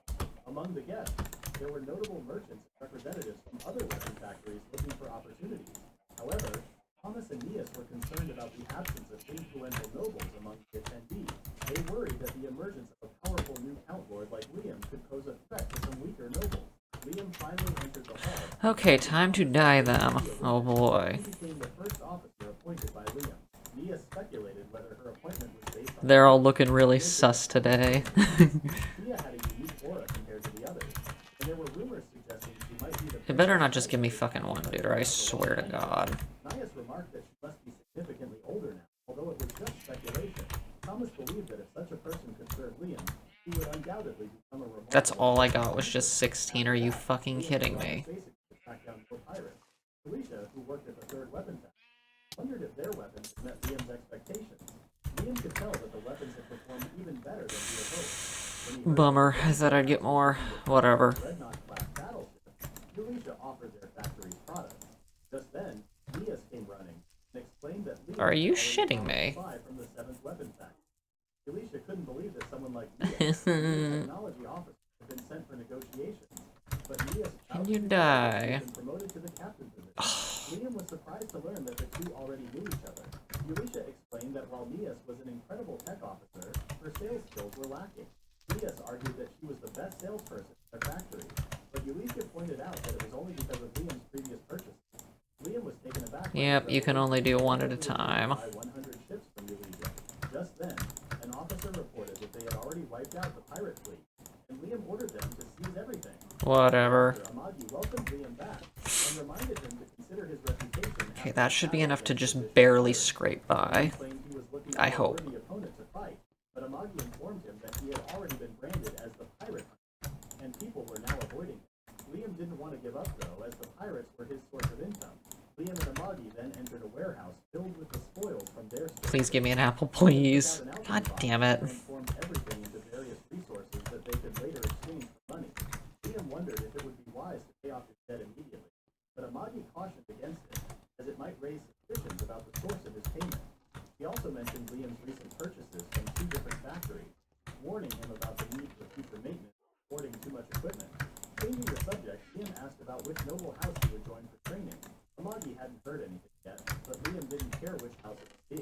Typically, descendants of noble families trained under other noble houses before adulthood, but Liam had faced numerous rejections due to his predecessor's infamous reputation.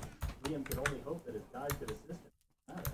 Later, Brian found a house where Liam could receive training. Liam wasn't excited about it, knowing that training was just a pretext to strengthen ties with other noble houses. However, Brian revealed that the Razel House put applicants through genuine training. They were known for their rare minerals and processing technology, although Liam noticed that their surrounding territories were still poor, with some of the population migrating to Banfield territory. Liam suddenly had an idea to develop the new territories for entertainment, but Amagi reminded him to complete his education capsule training first. Liam entrusted everything to Amagi, leaving Brian feeling envious and disheartened. Meanwhile, at the Razel Viscounty, Randolph Sarah Roselle reviewed the training applicants and identified the heirs. He's panicking, lol. Ow. The guide awaited the right moment and tampered with Liam's application page. However, the guide's power was insufficient, and they accidentally switched Liam's information to that of other applicants. One application reviewer noticed Liam's background and commented on his substantial debt. Everyone laughed, as there were always underprivileged applicants seeking their chances. Some suggested rejecting Liam's application, but Randolph mentioned that they had already received gifts. Suddenly, they discovered another applicant who had accomplished incredible feats. This applicant had taken control of their house as a 5-year-old child, revitalized their territory, received imperial rewards for pirate extermination, even purchased Dreadnought-class battleships. The Petak house left everyone in amazement. Randolph suggested that the best way to strengthen their relationship was marrying his daughter to them. The guy eagerly anticipated Liam's reaction. At the Razel House spaceport, people talked about House Petak's generosity. They sent lots of gifts to make sure the children felt comfortable during their stay. There were also rare minerals and brand-new model spaceships for transport, which surprised everyone. On the other hand, the ships from House Banfield didn't bring any gifts, and they also made the Razel household pay for maintenance costs. Naturally, this disappointed everyone. Little did they know, it was part of the guide's evil plan. Peter Serapetak, another trainee who arrived at the spaceport, Randolph greeted him with arrogance because Peter was getting special treatment. Peter ordered the servants to take him to his room, and this made Randolph step in to guide him properly. Bystanders were surprised by Peter's boldness, how he behaved shamelessly in another noble's house. While Randolph was guiding Peter, he offered to introduce him to his daughter. Peter asked about her looks, and Randolph said she was very beautiful. Randolph had cunning intentions. He wanted to see what kind of person Peter was. He planned to arrange a marriage between his daughter and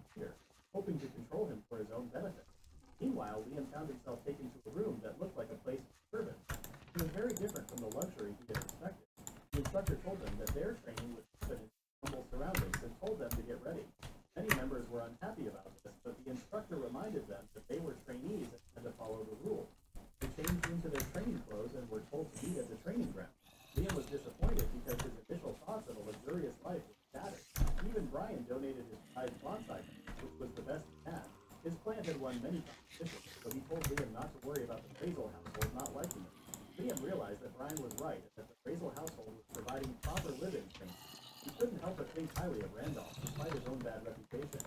The instructor asked them to get ready because their training would start with the daily routine of running a lap. This would continue throughout their training. To Liam's surprise, Ooh, full Durin, no way. Liam felt better because he outranked Kurt, but Kurt ignored it, making Liam dislike him even more. Time passed quickly, and a month went by with physical training and working with household staff. Liam found the training too easy compared to his tough swordsmanship practices back home. He didn't have to deal with administrative tasks or meetings, which made him bored. During one of these dull moments, Ella, new friend, encouraged him to take his duties seriously.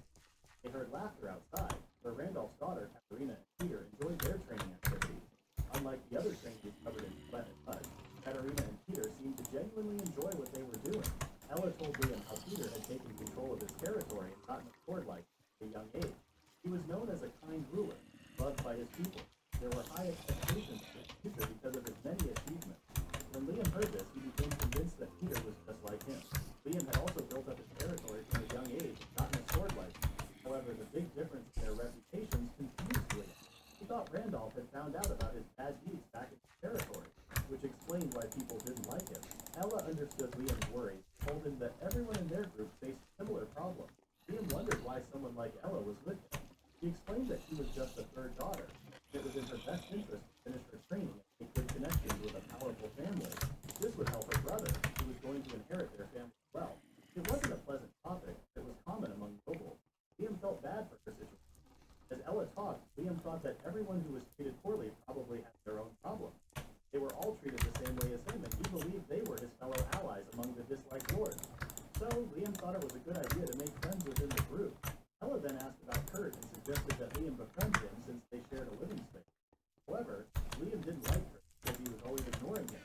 Ella tried to convince Liam to reconsider, saying it would be better if they got along. Liam stubbornly said he would only befriend Kurt if he humbled himself. Ella playfully called Liam self-centered, and Liam found Ella a bit strange. The next day, the instructor announced a martial arts sparring session and told everyone to be careful. Each trainee had to pick a weapon and partner with their roommates. Liam and Kurt chose similar swords, but Kurt's had two edges, while Liam's had one. Kurt warned Liam that he couldn't hold back. Liam confidently mentioned his mastery of the one-flash technique. Kurt didn't know about the technique and suggested that count, but both of them were determined to face it. When the instructor signaled the start of the match, Liam and Kurt began a fierce duel. They both got pushed back by the force of their attack. Liam was surprised by how well Kurt could withstand his blows. Everyone watching was impressed too. Kurt humbly apologized for underestimating Liam's sword skills and acknowledged the one-flash technique. They both took a moment to study each other's moves. The instructor saw them lose focus and scolded them, reminding them to concentrate on the fight. Ella, watching from the side, chuckled in a mysterious way. After the sparring session, Kurt took a bath to cool down. He used to think that people who only relied on their wealth lacked real skills. Kurt's father had become a noble because of his ability. Kurt had been seriously training in swordsmanship since birth and had obtained his license. He didn't want to become arrogant, but he felt he had become a bit overconfident. During a sparring match, Liam launched a strong attack that Kurt could barely block. Kurt used to think it was just a regular training session, but he now believed he could learn a thing or two from Liam. Later, as Kurt entered a room, he heard Liam laughing in an informal way. Liam was laughing because he found out that House Exner was imposing a very high tax rate of 60%, which he considered extremely wicked. Kurt explained that House Exner was a new noble house and lacked experience in managing a territory and dealing with his people. Kurt had come to House Ravel to learn management, but he found the training to be similar to that What the hell? He mentioned that they Yeah, were you do planning to that. start training in national satellite Stop. research and development the next year, but without a proper understanding of the basics, ruling effectively was Stop it, please. Liam agreed that House Ravel wasn't the best place for training. Despite this, Kurt was determined to put in an effort for his parents' sake. I'm not interested in anything you're selling, bud. Yeah, you do that, bud.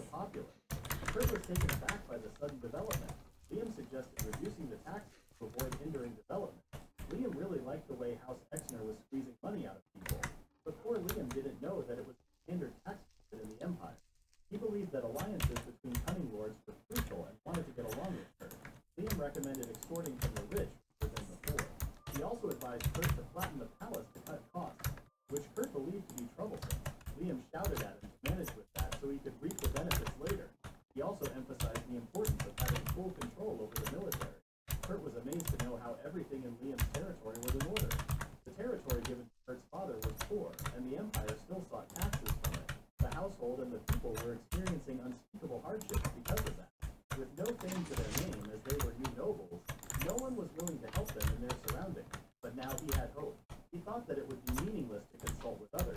Good. Liam asked Kurt to reform his military and buy new ships that cost less to maintain than worn-out battleships with high maintenance costs. When Kurt lamented about the lack of money to buy the new ships, Liam offered to help Kurt borrow money through his trusted private merchant, Thomas. Kurt worried about the debt affecting Liam, but Liam didn't consider money important and valued the with Kurt's family, whom he believed to be fellow unconventional individuals. Kurt mistook Liam's talk of evil as a reflection of his strong conviction and aspired to be like him. They became friends, and Kurt discussed things with his father while Liam contacted Thomas. The following day, Ella felt really happy to see Liam and Kurt getting along well.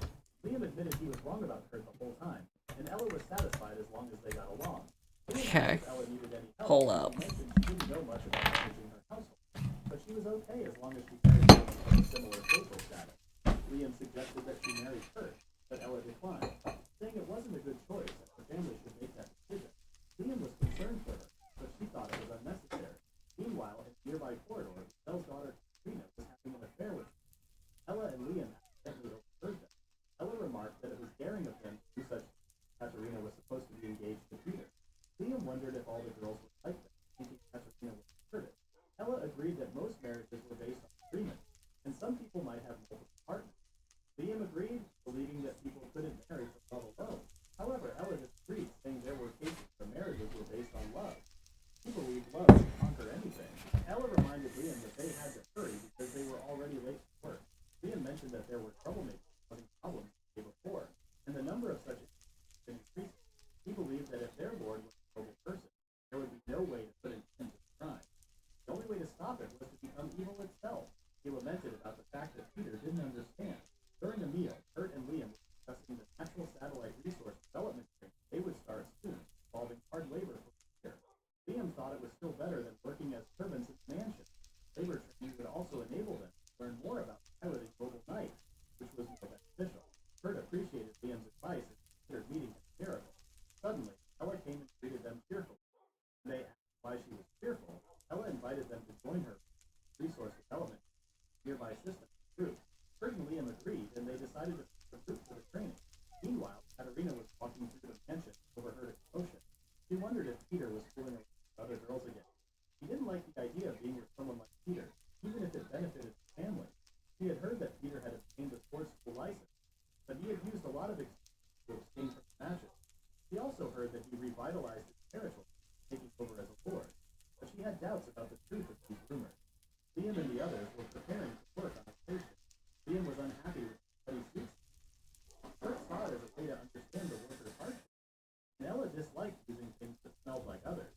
The instructor had told them to stop complaining because the training was meant to show them challenges of working in extreme environments. Okay. The training would help them manage. We need to go retrieve the eggs. Ella thought it would be better to avoid such work if it caused business losses. On the other hand, Liam had a different opinion. He blamed House Razor for the situation, saying it was the responsibility of higher-ups to make profits and implement changes. He saw it as an excuse to cover up negligence. He felt it was a waste of time. Can I make it? Come on. Yes! Liam still refused to change his opinion. He remembered his previous workplace. Oh my god, it's fucking raining, dude. Stop. Lightning rods will save that. The credit went to the boss, and ideas that cost too much were dismissed, even if they could bring profits in the long term. Liam wished he could tell himself to quit. His work wasn't appreciated. They were deployed on an asteroid, and Liam found the new machine easy to control compared to the old one. Kurt and Ella seemed to be doing well too. The instructor acknowledged Liam's skills and asked him to help with his work. They joked around and became friendly after the regular training. Kurt marveled at Liam's childhood training, but Liam considered it easy compared to his master. Kurt wished to meet Liam's master, whom he considered a great person. Ella joined them and suggested taking a group photo. Liam asked Ella to take her hands off as he was sweaty, but Ella didn't mind as he was going to take a bath. They took many photos. Ella left them. Kurt admired Ella's cheerful nature, which Liam agreed with. Liam felt that there was no point in training with her, but he was happy to meet Kurt and Ella. Liam wanted to share his experience with Amagi, but immediately realized he had forgotten to make the regular call. When he contacted Amagi, he asked why he hadn't kept in touch and agreed. Liam explained he had been busy. Amagi reassured him, okay, as long as he was fine. Brian asked Liam about his life there, and Liam mentioned the lack of tedious work and doing training on his own. Brian was pleased to hear Liam was doing well. When Brian questioned Liam about wearing a training uniform, Liam mentioned that it was his regular daily outfit, which totally shocked Brian. Liam asked about their territory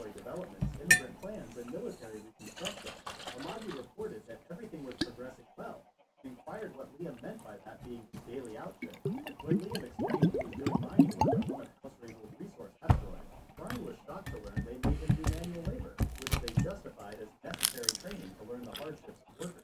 When Kurt reminded Liam that their meeting time ended, Liam said goodbye and ended the call. After Liam hung up, Brian expressed concern about Liam's well-being. He mentioned that Liam had already ended the call. Brian was upset with how Liam was treated. Even after they had sent excessive resources to the Rabel household, Brian decided to travel there to investigate the mistreatment. He vowed never to forgive the Rabel household for treating Liam like a laborer. Maggie agreed with Brian and started gathering information about them. However, she was still happy that Liam had made some friends. Brian also agreed with that, but it wasn't a reason to forgive House Rabel. On the other hand, Kurt was worried about fanatics. Kurt's father, a famous man, had a lot of fans. Among them was some extreme fans. It was normal that being an ace or a named knight would make them popular across the empire. Liam was amused to learn that Kurt's father was that famous. Kurt mentioned some secretly took private pictures of his father, causing a ruckus in his territory. Even his own photos had been circulating, which increased Kurt's worry. Liam found this fascinating and thought Kurt's surroundings resembled those of an idol. That's when Liam got a new idea. He suggested improving security and legally selling their images for profit. As someone breaking through their security to take a simple photo meant it was worth it. It was a simple way to earn profit.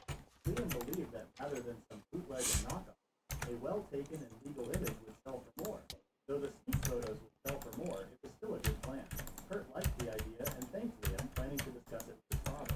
Still, Liam asked Kurt to be careful of some loyal subordinates, as high loyalty could be a problem too. Ella laughed at their Is he holding a flower? suggested Liam eat vegetables, and he gave them to Kurt because they were too bitter. Kurt dared Liam to consider eating bitter vegetables, but Liam was adamant about not What eating. the hell? Suddenly, they heard a weird laugh, but they couldn't find the source and dismissed it. They thought they were imagining things, but Ella was the one who laughed like that. She watched Ain't no shot, dude. Hold up. static, almost let her voice out. She felt that it was too soon and wanted to He watch more. is! What the hell? Outside the territory, Yasushi wandered around, trying to avoid Liam and running away. Can I take it? He was rejected for a job due to not having the required license, even though he had a lot of experience. I can't take it? Oh, that's a bummer. Oh, that's so cool. Thinking about how hungry he was, a thug hit his shoulder and he fell down. He acted having his shoulder broken that might impact it, demanding monetary compensation for treatment. For Yasushi, the thug threatened to kill him if he didn't pay the money for it. That's when Liam was standing behind the thug and asked him who was daring enough to kill his almighty master. Liam was glad to meet his master after a long time. Yasushi wondered why Liam was there. He thought Liam might be angry for lying to him and came to harm him. Without much time to think, Yasushi wanted to run away quickly. A thug asked if Liam was Yasushi's friend, but saw Liam carrying a sword that was known as a toy in the intergalactic nation. He pulled out a gun to play with Liam, but our boy swiftly used his one-flash technique and defeated them all. Yasushi realized that running away from Liam was no longer an option, because Liam had become much stronger than before. Liam approached Yasushi, knelt down, and greeted him. He talked about how hard he had worked to improve his skills. Yasushi pretended to notice Liam's improved swordsmanship, even though he had sold his sword and was now looking for jobs. Yasushi made up a story about traveling with only the clothes on his back and seeking disciples who could master the way of the class. Liam suggested starting a dojo in his territory, but Yasushi declined, fearing being caught. He claimed he was looking for students who could master the flash rather than ordinary students. Liam felt that one flash was already perfect, but Yasushi disagreed, saying the path of the warrior had no end. One must strive to improve continually. Let me see here. What else can I do? Forgiveness and permission to assist Yasushi in finding his own students. Yasushi explained that every practitioner of one flash needed to have at least 2 disciples. Since Liam was his first disciple, he needed to find 2 more. Yasushi asked Liam to do the same. They had their own unique swordsmanship styles, and there might be a chance to combine them in the future, but not now, as they needed to keep improving. Liam admired Yasushi's wisdom and asked for forgiveness. I forgot to empty out the mob grinder. Whoopsies. So he gave him some travel funds, which Yasushi How is there blood down here? What the fuck? Guard arrived and questioned them about the incident. Liam asked Yasushi to leave it to him and left the scene. The guard found the dead bodies and arrested Liam. Couldn't stop thinking about Yasushi's words and decided to start looking for his own disciples. Liam aspired to become an evil lord, but wanted to follow in his master's footsteps. Lost in thought, Liam's instructor remarked on his habit of talking to himself. When news of the murder reached him, the instructor was surprised, and Liam apologized for his insincerity. The victims were infamous figures, but their ability to evade capture now was a mystery. Despite understanding Liam's emotion, the instructor conveyed Viscount Razel's message that Liam must spend jail to cool off. Liam accepted the sentence and contemplated ways to fight. The Rabel territory, unknown to many, served as the main base for the notorious pirate group.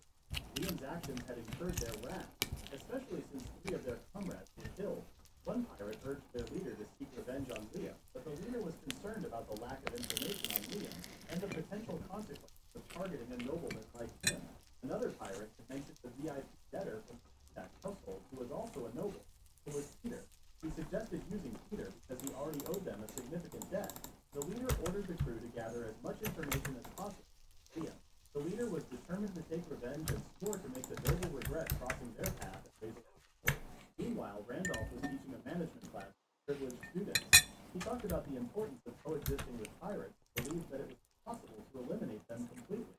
He mentioned that pirates were a result of governance issues, suggested controlling the underworld in their territory to develop their planet. One student raised doubts about these lessons, arguing that it went against the duty of nobles to protect their territory and people.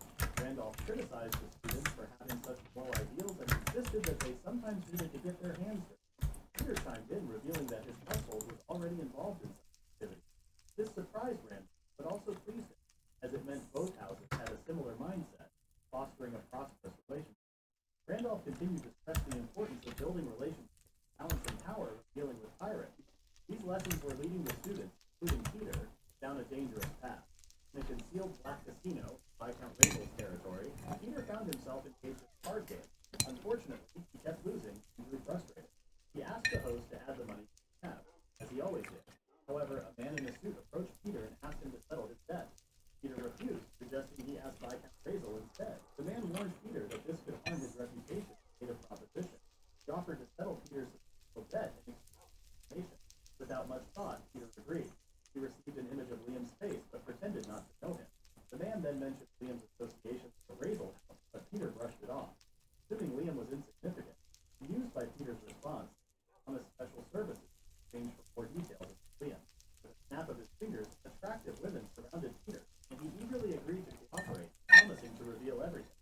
The man in the suit was pleased with Peter's enthusiasm. After some time, Liam was pardoned and attended the class. Since the training had gone on for a while, the instructor planned to take them to a pub for some fun. Liam and Kurt joined other cadets at a pub near the outskirts. Liam was disappointed because he had expected to visit establishments with beautiful girls. Kurt felt uncomfortable discussing girls in Ella's presence, but Liam blamed Ella for being with them. Ella, however, didn't mind such conversation, which relieved her. Liam enjoyed the skewers and asked for more. Ella asked Liam about his idea of having fun. Kurt nearly choked on his beer in response. Liam was oblivious to Kurt's discomfort, and Ella scolded him for not knowing any better. Liam asked Kurt's opinion, and he was flustered by the topic, but agreed with Liam's perspective. Liam thought that fulfilling basic human desires, such as eating, sleeping, and sex, was essential, and Kurt agreed. Liam used to think that his failure in his previous life happened because he worked too much, didn't have fun, and put family first. But now he had a new perspective. He realized the importance of pursuing worldly desires and felt it was the duty of a noble to create places where his loyal subjects could enjoy themselves. Liam planned to build such a place on his planet, which would also bring in profits. A lady who overheard their conversation encouraged them not to pursue proper and enjoy life while they were still young. She left after speaking, and Liam wanted to differ. However, she suggested he order more instead. So Liam ordered more drinks for everyone in the pub. He and the lady shared a weird laugh. Kurt explained that Liam was still wanting in some way. Liam was happy Kurt was learning to turn people's desires into profit. Then, Liam asked Kurt about his experiences with certain deeds. Kurt was taken aback and spilled his drink. Liam pressed him to answer, believing it was possible to be noble. Kurt argued against it, saying he needed to be faithful to his future fiancée. Liam didn't trust the word faithful much in this world. Kurt asked if Liam had any experience. Liam admitted he hadn't. They both realized they were in the same boat. Liam decided on a target, visiting the entertainment district. He persuaded Kurt to go with him, as no one knew about their plan. However, Ella advised them to postpone it, expressing concern for their future. When she mentioned the risk of a disease that could make men's genitals explode, they decided to follow her warning and go home. They learned a valuable lesson about caution and responsibility. Ella reminded them to be grateful for her warning. Liam took his training more seriously after hearing about the strange infection that could cause such a outcome. He was frustrated about the fixed exhibitions they had to participate in. He suspected that Randolph's retainers were planning these matches without Randolph's knowledge to please him. Liam and Kurt both refused to lose, but Kurt suggested a match against Peter, as they both held Aylan school sword style license.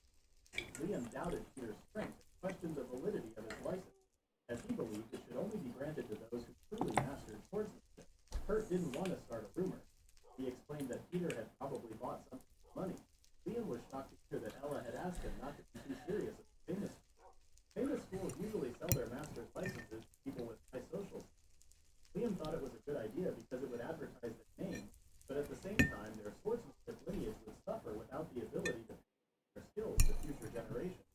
mentioned that he and his father had also obtained a license in the same way, and it had cost them a lot. Liam felt that the whole system was corrupt. He thought about Yasushi, who didn't ask for anything from the others. Liam felt grateful to Yasushi for giving him such a master, so he decided to pray for him. That's when Peter and his fiancée, Katerina, arrived and ridiculed them for being commoners. Liam asked them directly about their business. Peter, who looked down on Liam due to his family's financial situation, mocked him and invited them to his favorite casino. All three of them declined for various reasons, made Peter mad. He drew his sword and threatened them, and Kurt asked him to put it away when Katerina shouted at him not to start a fight on the mansion. Peter attacked them in the name of punishment, but Katerina stopped him. Weak as Peter was, he stumbled and hit his head on a stone. Liam teased him for that, even though he held a license. Katerina called a doctor, and Peter blamed Liam for vowing revenge. The guide floated above them and observed the dispute between Liam and Peter. He bled again as Liam's gratitude reached him.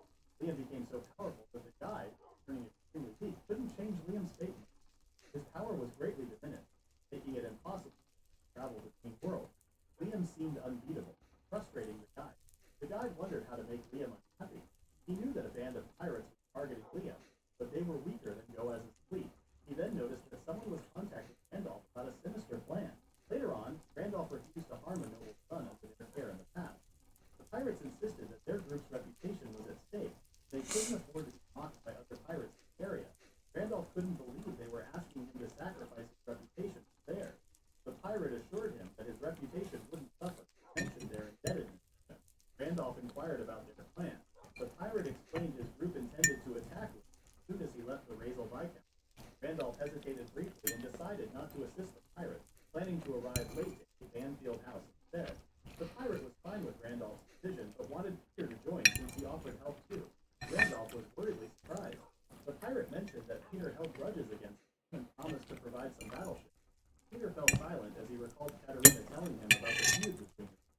He considered the matter trivial, thought it might affect their planned engagement. He agreed with the pirate's plans, with the exception of using House Peacock ships in battle. He insisted they use only pirate ships. The pirate misunderstood Randolph's words, thinking he wanted House Peacock ships disguised as pirate vessels. The pirate concurred with Randolph, claiming that House Banfield was a low-ranking house, and the Empire wouldn't be a fuss if they fell to a pirate attack. Randolph reminded him to avoid leaving any evidence just in case, and the pirate agreed, as they wished to maintain their business relations. After the call ended, Randolph checked the guest list for the upcoming party. Seeing many merchants and imperial representatives, he felt thankful to House Peacock and decided to make the event grander than previous parties. He wanted to establish good relations with the guests for Rozel's future. He eagerly looked forward to what lay ahead. The guide outside wore a wide smile, being an interesting development. The combined forces of the pirates, House Peacock, and House Razel would be sufficient to take down House Banfield's ship. He opened a portal and left, confident that Liam would meet his end. The spirit of Liam's dog from his previous life witnessed everything that departed. Everyone within House Razel's territory has been informed about the upcoming death. Liam observed that everyone was putting in their best efforts.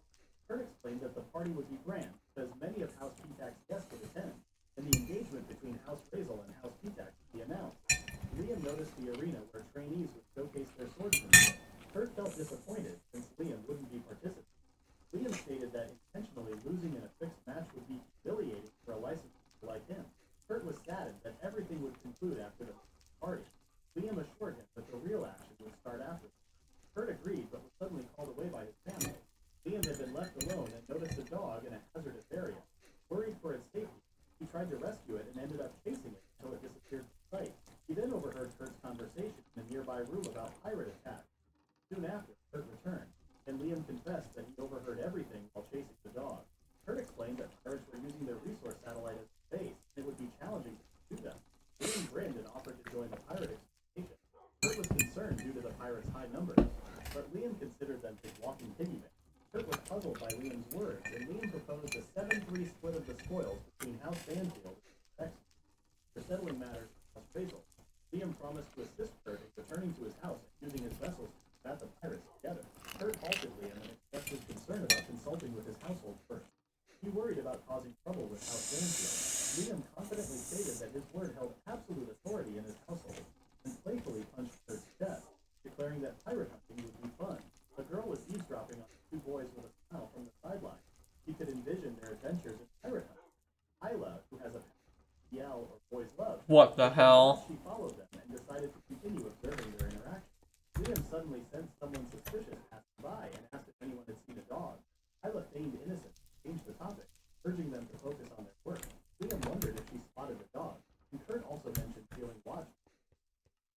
brushed it off as a discussion about ghosts, told them to stop when their instructor. Later, Isla met up with Liam and confessed that she overheard his conversation with Kurt. She expressed her desire to join them. Liam looked confused, and Isla explained that she had a lot on her plate. Liam assumed that Isla had a liking for Kurt. He agreed to consult with Kurt and arrange a meeting, all in the spirit of camaraderie among evil lords. Meanwhile, Kurt has been reflecting on her training and education. He felt a sense of sadness at the thought of returning home alone after Liam helped him so much. Just then, Liam appeared and informed Kurt about Ayla's desire to tag along. Kurt has been fine with it, worried about his family's unpreparedness to welcome guests. Liam suggested sending Isla to House Banfield instead, and Kurt agreed.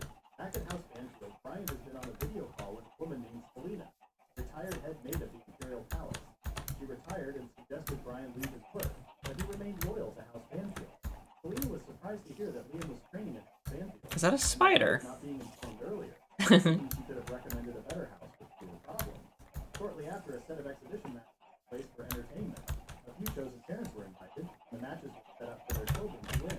A student stood nervously in front of Peter, who kept showing off his moves and sword skills. Liam couldn't believe that he would give up against such a hot move. Isla wondered what the person who gave Peter the license was thinking. As expected, Peter's opponent gave up. Peter celebrated in front of everyone, even stomped on his opponent's head. Suddenly, he got an idea and challenged Liam to a match, insulting Liam's sword style. The audience got excited. Liam's teacher felt uneasy about the situation, but Liam wondered if he could fight seriously.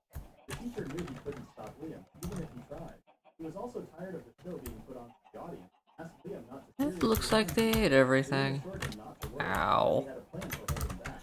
The teacher was confused, and Liam pulled out a toy hammer. Fucking loser, dude. To not seriously harm Peter with it. Peter laughed at Liam for not being able to afford a sword. The two squared off in the arena, with Liam's friends watching anxiously. The match started, and in just a second, Peter's head was on the ground.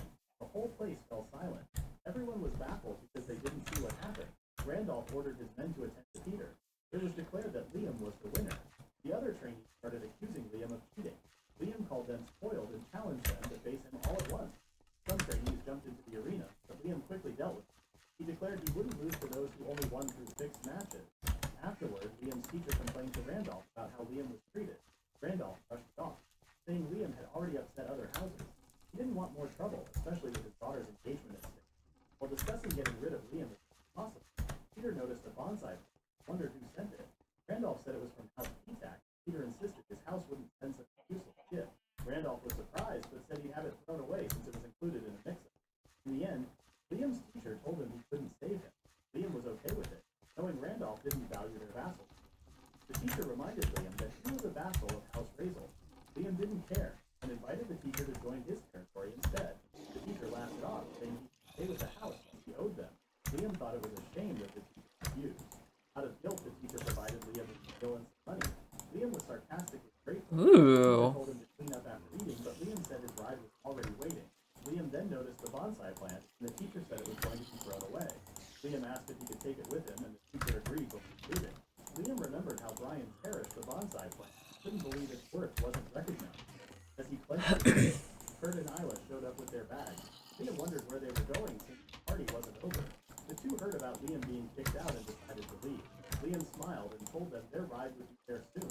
Meanwhile, at Roselle Viscount's spaceport, Tia instructed the others to decorate the area since it had been a while since they'd seen her lord. The others tried to stop her, but Tia insisted on doing it. That fish that I just ate was fucking good. God damn. Tia and the others were taken aback, and Tia quickly confronted anyone who made the mistake. She was upset that their proud crest was being confused with another house. While Tia and the others were dealing with the staff, they received a video call from Liam, who was visibly annoyed. He wondered why no one was there to pick him up. Liam scolded Tia and the others while his friends watched. He ended the call and let out a cute sigh. Kurt wondered what had happened, and Liam explained that his ships had been taken to a different area. Just then, Thomas came running in to meet Liam, and Liam was happy to see him. Thomas had been looking for Liam at the party until he heard that Liam was kicked out of it. Liam said that Randolph didn't like him, and the feeling was mutual. Thomas suddenly got nervous seeing Liam's expression. Two women then came running into the room. Felicia had heard that Liam was using the dreadnought battleship he bought from them. Neas was trying to sell their fortress battleship. Felicia tried to explain the details about the ship they were to ride, but Liam responded in a cold way. Neas laughed at Elisha and claimed that Liam was someone who couldn't be easily charmed. Everyone had different reactions to Neas'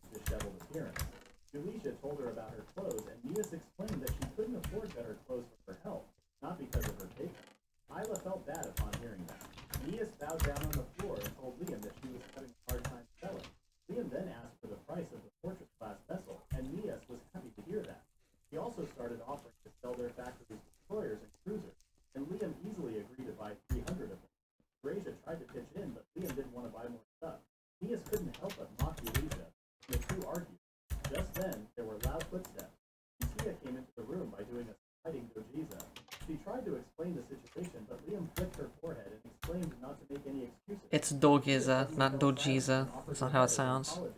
Liam flicked her again and called her an idiot. Told her to hurry up and carry all their luggage. Oh, I have some grindstones to trade. Tia wondered if they were being forgiven. They knew Liam wouldn't easily forgive them. Liam corrected her that he would make them work to death once they boarded the vessel. Tia was stunned for a while and suddenly changed her expression. He wondered where the ship was, and a huge flagship appeared outside the window. Soon after, Kurt and the others were provided with amenities. Liam wondered what made Kurt fidgety. Kurt was just fascinated by the interiors of a dreadnought-class vessel.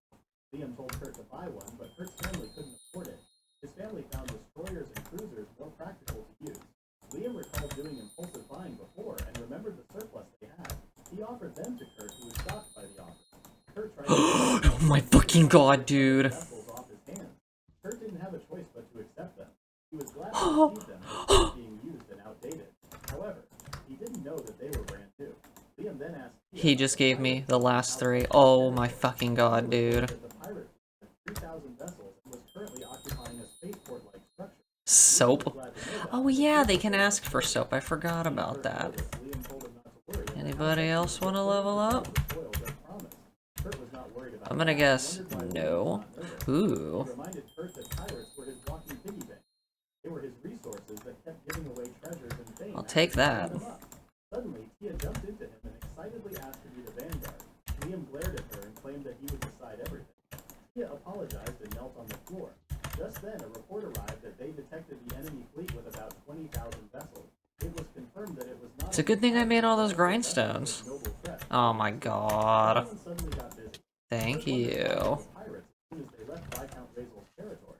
Liam didn't mind the predicament and calmly claimed that The grindstones are finally going to good use, and I got a lot of emeralds out of that shit. they were being boxed in. Kurt was worried since Liam only brought 300 vessels with him. Liam was still calm and confirmed with Tia that the main force composed of 15,000 was nearby. The main force then attacked the enemy's rear line. Liam then commenced the attack on the front lines, and his vessels attacked. Holy shit, dude. Kurt was impressed to see the enemies get wiped out in seconds. We did it. Vessels suddenly charged toward them. A whole stack of god apples. God damn. Forward. Tia suddenly got excited and raised her sword. Kurt reminded Liam that the situation was dangerous. However, Liam didn't mind the numbers. Beautiful. Ships available. He also had the elites of elites who could speak Fucking, let's go. That's one of, I think that's one of like 6 achievements that I needed to get done. Okay, so we got the apples that we needed. Good. he was getting from Liam. He couldn't believe Liam brought a lot of vessels just to pick himself up. The guide silently cried as his plan failed. He used the last of his powers to make this situation happen, but it was all ruined now. Meanwhile, the pirate leader couldn't believe they received fake intel. He couldn't believe a house from the boonies got a monster ship like a super dreadnought. Their attacks couldn't get through the shield of Liam's fleet. Just then, a report came that House P-Tech's vessels were breaking away and escaping for their lives. He couldn't believe they fell easily when they were supposed to have state-of-the-art ships. The captain suddenly fell silent and decided to get out of the situation. Liam received a report that most enemies were crushed and some were distanced. Kurt was amazed by Liam's fleet, and Liam could only smirk. Tia then reported that the crests on the noble enemy ships were from House P-Tech. They also sent a communication signal, and Liam let them get through. Peter II, the commander of their fleet, expressed their surrender. Kurt knew it would be troublesome to continue and assumed that Liam would accept their surrender. However, Liam claimed that they don't look like nobles in his eyes. He claimed House P-Tech was a virtuous noble house and wouldn't play pirates. He concluded that they were pirates playing as nobles. He decided not to accept their surrender. Kurt glanced to the side and saw Tia gasping in pleasure. Liam commanded his men to keep attacking. He then remembered those who had escaped and chose to follow them to their hideout. Kurt felt anxious because the enemy were fellow aristocrats. With a calm look, Liam assured Kurt that they would head to the extra territory. Feeling tired, Liam decided to rest in his room. He asked Kurt about his plans. Kurt decided to stay and observe what would unfold. He recalled how Liam had spoken about the Oh god, that girl's a masochist. She wants to get her ass beat, dude. Kurt. Liam didn't waver in front of another noble house like House P-Tech. As an aristocrat, Liam held firm to his beliefs. Meanwhile, Liam kept wondering if the vessel's shelter was truly secure.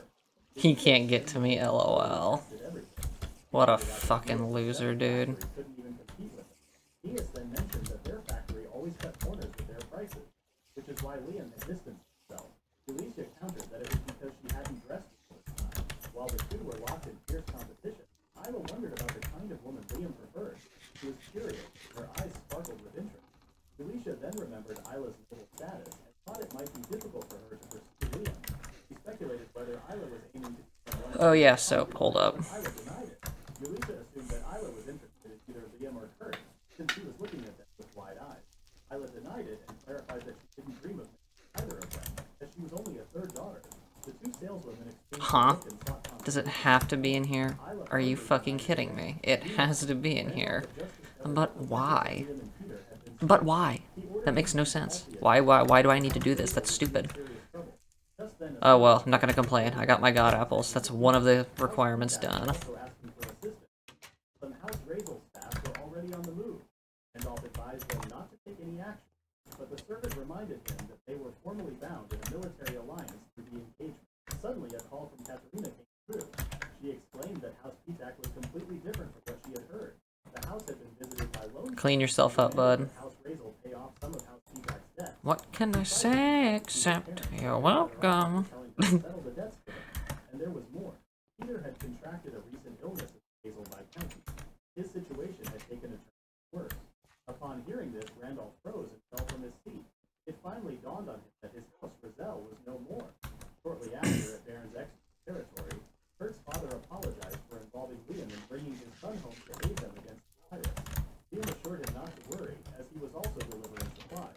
The Baron expressed gratitude that Liam allowed Kurt to experience a battle firsthand. He then advised Liam that the pirates, although they started as a small group, had later absorbed many others to form a formidable fleet. However, it didn't concern Liam. Some of the remnants they had let escape earlier led them back to the hideout. Liam reassured the Baron that the pirates were not a serious threat. The Baron instructed his son to stay close to Liam and learn. After Kurt confirmed, they ended the call. Liam stood and told Tia that it was time to go. He boarded his mobile night Abbott and tested its hand movement. He was impressed with Mia's maintenance. He then checked on Tia, who was already on her mobile night called Mivon. She expressed her gratitude to Liam for providing such an impressive unit. Delusia asked Tia if she had completed her training modules and fit her perfect. However, Delusia was more concerned about Tia's first match. She hadn't finished all the adjustments yet, but for Tia it didn't matter. She was eager to serve the Lord as entertainer. She was also excited to showcase the unit and craft on its own. Shortly after, Abbott took off to the battle and led the other group of the saddle. Liam was impressed to see how the pirates had repurposed the resource battle. Tia reported that there were multiple objects approaching them. Everyone was taken aback as talks flew out from the satellite, but Liam was actually impressed. Liam understood the enemy's plan, to make them dodge the debris and be targeted by their optical weapons. However, that kind of plan was ineffective. He effortlessly sliced the incoming debris in half. After this remarkable feat, Liam realized he had become rusty during his time at the operation. He resolved to return to training and build a pilot. More debris was aimed at Liam, but Abbott barrier provided ample protection. Meanwhile, Tia and the others were handling themselves adeptly, which pleased Liam. After destroying the remaining debris, Liam and the others briefly infiltrated the interior of the fortress. Tia reported that they had disabled one of the weapon systems, and the landing systems followed. Upon hearing this, Liam decided to join them. He wanted to be the first one to catch a side with his captain. Meanwhile, the pirate captain on the floor was murdered by the top boss. He was angered because the captain brought him into the pirate camp. He destroyed Boaz and fleet. Just then, an underling came what a bad thing to do. Liam and his forces started attacking. Explosions were seen outside the fortress. Enemy mobile knights exploded one by one as Mivon destroyed them. Tia saw another enemy getting on it. As the enemy cried for help, Tia laughed hysterically as she killed the enemy. Her heart was being soothed by hearing the pirates cry and begging for time. Two differently built mobile knights appeared to attack her. Tia swiftly sliced them like butter, leaving nothing. She checked her progress. Seeing that she destroyed 30 mobile knights in 6 battlefields, she realized how she was so far from Liam. On the other hand, explosions occurred as Liam and some of his men went through the passageways of the fortress. He asked Tia to come, but she decided to secure a route by removing some remaining from the threat. The pirates tried to fight back with their artillery and killed knights, but Liam told them that they were nowhere near the defeated opponent. He then ordered Abbott to activate a massive barrier. Its size was surprising for the pirates, and they got pushed to the walls of it. With then Liam to stop, the barrier smashed them flat into the wall. Liam claimed that it was just a normal barrier, but an overspecimen. His men were impressed by their strength and huge equal force. Liam then noticed something was too off. Then some units went to join Liam. They arrived at an empty dock today where most of the small little knights appeared. They claimed to Liam that the Liam had even Liam was still calm as a code. He then asked Tia to go off the field set of having ability. Tia charged forward and brought out her sword, which easily sliced everything on its path. He also used firearms that could easily finish the prize in a few shots. Seeing his comrades get destroyed one by one, the leader expressed his frustration with Sofia's unit can easily punch through their special armor. Nice, nice. Sophia felt bad and claimed that they were also using custom-made units based on the latest model used by Wait, should I get some sugar as well? Sorry for them, I feel like I should. one of them with a bond. Enemies were being crushed, dropped like flies. Watching everything, Liam can't help but laugh hysterically and orders Tia to kill all of the pirates. The boss man was watching everything with a cold sweat. He can't believe seeing Liam's absurd strength, not only the units, but also the pilots. Some underlings came to report that Liam was aiming for the command center. The bossman then started laughing out loud and called Liam and his men the best. He grabbed his necklace and removed the hanging object. It turned out to be a key to something, and the bossman explained that he could send proper fireworks to the final act. He plans to drag down Liam's fleet along with his fortress by self-destructing. Liam suddenly received a communication. The bossman called Liam and called him the pirate hunter. He claimed that he just activated a self-destruct mechanism to blow the fortress and its surroundings to smithereens. He explained that their fortress was something used by the Imperial armies decades ago, and after it was abandoned, they repurposed it to fit their needs. He was surprised until the Imperial army installed some scary features on the abandoned fortress. Liam wondered if that was all. He called the bossman a loser for choosing to self-destruct after all this time and didn't care at all about it. The bossman told Liam not to act tough and badly. Liam declared that it was the end of the pirates, not him. Liam then called Tia. He started looking for the blueprint. He claimed that this was an easy task for him. It only took a minute. Tia sent it over to Liam. The blueprint showed a bomb that was made to imitate the likeness of the shark. However, Tia was confident that Liam could destroy the bomb if he had it. Liam can't believe Tia was that useful. After getting mad, Tia cut off his communications. Liam just he tried to outage the blueprint and it resembled a weird throwing bomb in the broken tank. The cannon started charging while the system confirmed the range and location of the target. The system was not analyzing and was just waiting for the pilot's trigger to respond. Liam then held onto the trigger and the cannon was being prepared to fire. Liam claimed that the boss man was the one who the fireworks. Liam fired off the cannon. A huge explosion surfaced from the fortress. The system confirmed that the target was destroyed, and Tia was impressed by Liam. However, Liam felt lame about it. He would normally be impressed by shooting people. He then ordered the landing gear to gather so they could go treasure. Everyone got off their mobile knight, and one of his men requested to say something. The knight claimed that they were far from done with the cleanup, that going treasure was dangerous. However, Liam wanted to claim the treasure gathered by the pirates for himself. He hurried off on his own, but his men faithfully followed their lord. Liam searched through everything and discovered it. Just then, one of his men discovered a safe box that contained a lot of cash. However, they were worthless for Liam. Another night, just hidden passage, and they opened it. Inside the hidden room, they discovered something that looked like a monument. They see petrified people of all ages and genders. Despite the soldier's warning, Liam continued running forward and discovered the statue. However, he felt a real presence from them. The soldiers also found the statues and called them demons. Liam then ordered them to look for anything related to the statues. Later in Exeter Barony, Kurt welcomed Liam and Isla to his mansion.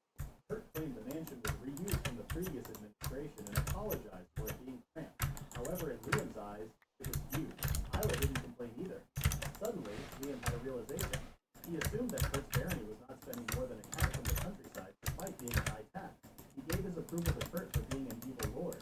Just then, Kurt's servants came over and announced that the bath was ready. Kurt told Liam to take one first, and the servants asked Liam to follow them as they would attend to him. Liam became worried because he knew the servants would watch his bath. Liam then suggested that Kurt should take a bath too, since he was the homeowner. Liam's plan was to keep the servants busy with Kurt instead of him. Kurt wondered if it was all right. Isla agreed, saying it would strengthen their bond as men. The boys then left, and Isla wore a creepy smile. She started operating, and a drone emerged from the nearby bushes. She used the drone to spy on the two boys enjoying the bath together. The sneaky Isla shrieked in joy, seeing the boys close to each other. She claimed it was not a mistake to pair the two boys from the beginning. She found the pairing perfect. Her inner Fujoshi was delighted as she observed. God, no, this girl's a Fujoshi. Oh, oh no. Farewell to Liam. Seeing the two boys connect, Isla cried tears of joy. Liam came back home and faced a predicament. His butler, Brian, was crying because Liam had requested to cancel all the welcome back parties for him. Liam explained that a month-long celebration of his return was nonsense and suggested they just announced that he was back in his domain. Brian eventually agreed, but suddenly questioned why Liam had returned with the bonsai. Liam claimed that House Rezul's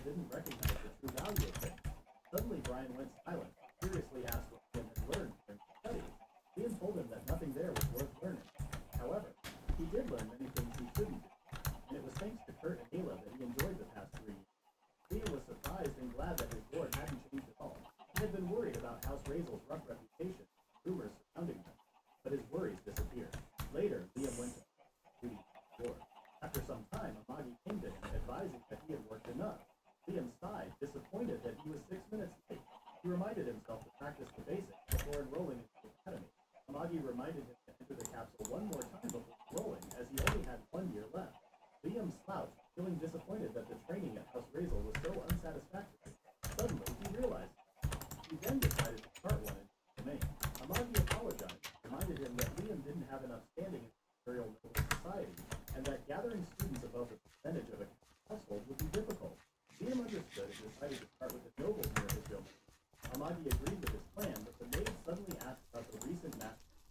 The egg is gonna explode. Amagi claimed the purchase of fortress-class battleships could hinder their current plans. Liam said there should be no problem if he handed it over to someone else. Amagi disagreed and reminded Liam that his impulsive spending was getting worse. Anxious, Liam suggested lending them out for a fixed rate. By lending the older battleships, he could get rental fees in return. Amagi agreed that was the price, but she wanted to be contacted next time Liam was purchasing something, and Liam agreed. Liam asked what the paper Amagi was about. Amagi explained that it was about the statue. According to the report, the statues were originally human who had been petrified and seemed to have received some kind of blessing. Liam wondered if they had received blessings because their petrified faces showed despair. Amagi reported that it was the sanity-maintaining blessing. For those who were petrified, maintaining sanity beforehand would make their experience hell afterwards. Being unable to lose your thoughts while being petrified was certainly hell. Liam then wondered what the people had done to deserve such a fate. Amagi explained that there was no way to know unless they asked him directly and asked Liam what to do next. Liam recalled experiencing hell in his previous life and realized there was nothing wrong with hitting people once in a while. If they dared to rise against him, Liam could just kill them. Liam decided to help them, and Amagi understood the order.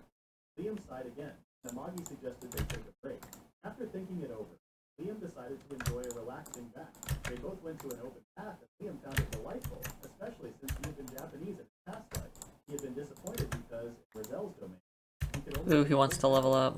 At House Exeter, he couldn't enjoy a proper bath at all. The maids had nearly succeeded Sugar? in washing his body for him. A dish sugar. Frustrating. During those past 2 years, Liam realized his body had grown dull. Choosing Viscount Razel had been a mistake, because Razel was too kind-hearted to notice the schemes around him. Not understanding how villains think could put someone at a disadvantage. However, Liam did learn something from House Exeter, how to impose a 60% tax on their people. He saw that Kurt, a serious individual, had the potential to become an evil lord. Amagi was glad that her master found a great friend, and Liama agreed. Then Liam stood up, and Amagi wondered what was wrong. Liam just stood there with an evil smile. Meanwhile, a TV show discussed the sudden spike in taxes, which were used to develop by satellite. They thought it wasn't a bad decision, it was seen as an investment. However, it would increase the burden on those who would relocate. They couldn't understand why their domain had to lend out battleships so they could afford to buy their own. Liam had just smiled menacingly as he listened to the people on the show worrying about the tax increase. Amagi could see that Liam was delighted. He enjoyed watching his people get troubled over the tax increase, misunderstand his motive, as he was doing it purely for his own selfish interest. Liam had been surprised at first that Brian and Amagi agreed to his proposal, saying it was about time. He believed he was one step closer to becoming an evil lord. Amagi, however, claimed that their main concern was the investment and security of their domain. Since Liam had left these matters to Amagi, he took the liberty to consult Brian. Okay, good. He wanted to see his subject suffer. Amagi was glad that Liam was pleased. Another news report came in revealing... Why am I going in there? I don't need in there. ...style cut was trending among the youth. Liam spat out the tea he was drinking and turned to Amagi. He asked if his domain was full of such hairstyles. Amagi assured him that it should be fine since the hairstyle was banned in the mansion. But Liam was still worried that it might exist outside the mansion. He didn't want his territory to have such an embarrassing style. He then asked Amagi to write an edict to immediately ban the hairstyle in his domain. Amagi worried that the people might do the opposite, but promised to contact their administration officials. Suddenly, Brian entered the office and reported that he had someone to introduce. A tall woman then came in, introduced herself as Serena, and greeted Liam. Brian explained that she was an old acquaintance and wanted to work in Liam's domain. He had been both an instructor and the head of maids at the Imperial Palace before. Brian believed Serena was essential for accepting students in Liam's domain. Liam really wanted to push the plan to accept students and hoped that Serena would show good results. Serena thanked Liam for accepting her. In his eyes, Liam found Serena excellent and thanked Brian for bringing her in. The following year, Serena introduced new students to the domain and instructed them to greet Liam. one overly confident student who glared at Amagi, Nice shot. calling him a lowly android, which prompted Serena to slap him. He warned him to watch his mouth. Despite the warning, the student continued to run his mouth. Liam then stepped forward and slapped him so hard that his hand was blurred. Liam stated that he didn't want any delinquents and asked someone to remove the rowdy student. Liam then left the reception area while the other students trembled in fear. Back in Liam's office, Ryan expressed his surprise at how well Serena had handled the situation, noting that the students quickly calmed down. However, he suggested that the situation could have been resolved more peacefully. Liam explained that he had held back because first impressions were important. Ryan then wondered if any of the female students had caught Liam's interest. Liam admitted that a few had, but none had a lasting impression. Ryan thought this was a shame since all the female students were potential candidates to be Liam's concubine. This surprised Liam. Ryan explained that although the female students came to study etiquette, they were all children of Liam's household servants. Even if Liam didn't choose them as his fiancé, they would still prioritize his desires. Ryan found it more concerning that Liam was not interested in any of the girls. Liam explained that he couldn't help it since there was no perfect beauty that could die. Meanwhile, a boy felt deep despair when he learned that his family had been devoted to mere barons. All the merchants and capable vassals had left their domain. He wondered where he had gone wrong. Suddenly, a shadow touched the boy, a familiar figure of the guide. The guide was disappointed that he had lost his form for quite some time. Damn it. To the boy's despair, he had recovered his powers. Although it was against his policy to get directly involved, he resolved to reveal everything to Liam, who had believed in him. He wanted to give Liam a true taste of despair, was determined to drag him down to the deepest, fiery pits of hell. Meanwhile, a sick Peter was lying on his bed with a dark shadow surrounding him and Katerina. The shadow slowly disappeared. Katerina, who had been silent, suddenly returned to her senses. Peter then called himself an idiot. He promised not to bother Katerina and asked him to go back to her house. Katerina said there was no point in returning to the ruined house Gazelle, and decided to stay at House Max to make it a proper home. Peter started crying and apologized to Katerina. God damn it. Katerina told him to wait for a lord candidate to come and take over the title so they could retire together. She assured him that if they worked together, they would be fine. He also focused on curing Peter's illness and planned to save enough money to buy an elixir. Peter couldn't help but think They really are determined to get out, aren't they? Serena had a meeting with someone. The person on the line said Liam had helped the Empire by accepting students and asked Serena to do her best to support him. The man then inquired about the Fortress-class battleship. Serena explained that they had been used as a defense line on the frontier until a permanent base could be established. The man was shocked by the extravagant use of such assets. Serena also mentioned that Liam was still living frugally. What, you think that you're special? Lack of drive and ambition was a problem, but as a noble, one privilege he had was the allocation of his own wealth. Serena explained that Liam just hadn't had the time to spare and knew how to spend money wisely.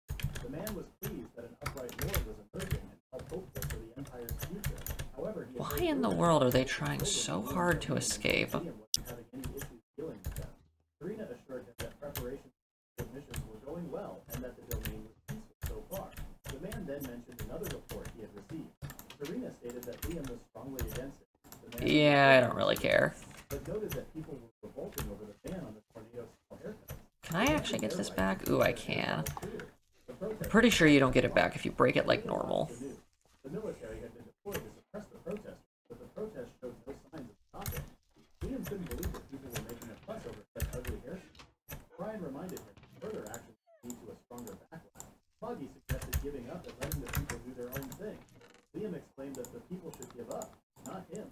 He then decided to give the military some clippers to cut off the ugly hairstyles from the protesters' heads. Suddenly, a spooky voice called out Liam. The guided him, saying it had been a while. Everything except Liam was frozen in time. Liam was surprised at the guide and said he had something to discuss. The guide signaled him to stop and said he also had a lot to tell him. He asked Liam if he hadn't noticed any strange. He reminded Liam about the tough treatment he received in House Razel. Liam wasn't sure if it was really that bad. The guide insisted he realized it. Then the guide decided to come clean. He said it should have been Liam who received the best treatment, not Peter. Additionally, Liam should have been the one to be engaged with Katerina, made connections with many respected and powerful nobles, and hold the position that Peter currently held. Liam was shocked by this revelation and asked what caused the reversal. The guide claimed it was he who set everything in motion. Liam looked surprised. The guide admitted it was he who took everything from him and ultimately confessed that he had been deceiving Liam the entire time. Liam then covered his mouth with his hand in surprise. Liam used to say that the service was great even back then. This confused the guide. Liam insisted that the guide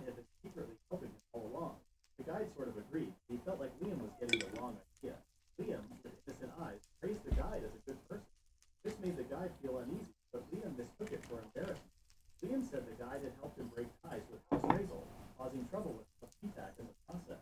Liam called the guide a truly kind person. The guide tried to explain that Liam had misunderstood. Blushing, Liam sincerely thanked the guide. His genuine appreciation made the guide feel a sharp pain, and then he vanished into thin air. Everything turned white around Liam, leaving him stunned and confused. He wondered if the guide had disappeared suddenly because he was too shy. Time passed, and Brian worried that something was wrong. He tried to ask about the hairstyle, but Liam had already given up on it.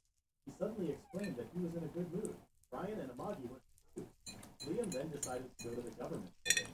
However, once there, he encountered the usual battleship salesperson who tried to use seductive tactics. Liam told Diaz to leave, calling her a disappointment, and the servants promptly escorted her outside. Liam then requested the next guest to enter. Elisha arrived, announcing they had new arms. Liam expressed he wasn't interested in buying anything, but concerned Elisha. She sat next to Liam, displayed her feminine attributes, offering him anything if he chose to purchase. Liam raised his hand silently, and the servants came to remove Elisha from the room. Maggie mentioned that Thomas would be the next to arrive, and Liam felt relieved that someone respectable was coming. When Thomas entered, he brought along gold bars. He mentioned that it had been difficult to catch up with Liam lately. Liam attributed it to the disruptive and unsatisfactory company of certain women. Thomas remarked that it was a positive sign that Liam was drawing people in, and noted that he had taken longer to visit due to trivial matters. As Liam had just completed his studies inside, Thomas then inquired whether Liam had secured a mansion for his stay on the capital planet yet. Liam was puzzled, so Thomas elaborated that nobles typically acquired one upon enrollment into the academy. The purpose was to serve as Liam's main headquarters while he was on the capital planet.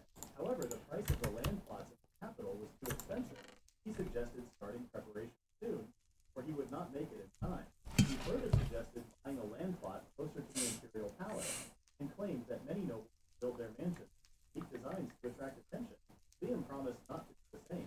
Thomas then suggested renting out a hotel to demonstrate his societal standing. Liam wondered if it was okay to rent just one room. Thomas corrected him, saying that rooms for servants would also be necessary.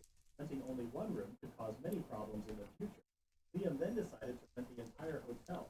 He asked Thomas to provide a list of good hotels and requested the most high-class one possible. He was willing to pay any price he asked. Meanwhile, in House P-TAG, Katerina stared angrily into the mirror, unable to accept that she could be so easily. She declared that she possessed the looks, the body, and the education. She had worked hard to present herself as the ideal match for a wealthy and influential man while keeping her virtue intact. She vowed not to forgive the man who had rejected her in such a manner. Tears welled up in her eyes as she made up her mind to take control of the situation. She devised a plan to make the man she desired fall in love with her, only to then discard him, revel in his affair as he begged for forgiveness. Soon after, Maggie led Liam to a facility to watch the curse being lifted from the petrified people. Liam swore to protect Amagi in case the cursed people went to serve. Amagi mentioned that there was a possibility the situation could become something even Liam couldn't. Liam replied that if he died, then he died. He was confident that everything would turn out fine for him. He died after that. The purification then began, and the petrified people were showered with elixir. The stone covering their bodies started chipping away, and they were surprised that they could move already. Liam was glad that things were going well. Suddenly, he noticed a peculiar scene. The girl who had just been freed from the petrification started crying uncontrollably. She fell to her knees when she saw Liam, and Liam noticed that the others were crying and bowing down too. Maggie observed that everyone was regaining their senses and realized that it was Liam who had freed them from the curse. This worked in Liam's favor, as he planned to use their gratitude to his advantage. Since they had just been released from the curse and their minds were still in disarray, Maggie suggested providing them with mental treatment first. Liam wanted to learn more about their situation once they recovered. Meanwhile, a familiar voice was groaning in pain. He couldn't help but curse Liam. He couldn't believe that Liam was being saved even after confessing that he had deceived him. He coughed up his own blood and realized he had used more of his powers than he initially expected. He needed a large amount of negative emotions to recover. He then decided to go to the Empire's capital planet, assuming that such a place would have an abundance of negative emotions. He also planned to meet Liam there, knowing that Liam would enroll in the academy. He swore that the next time they met, it would be Liam's end. Soon after, in the capital's military prep school's first building, the headmaster welcomed the freshmen they called gifted. He wished for them to be role models for other students over the next 6 years. They, as educators, promised to provide them with a meaningful life as students. Liam smiled upon hearing the word gifted. In his mind, he was still thinking about how the country was corrupt, giving nobles preferential treatment due to money. Suddenly, the student beside him called out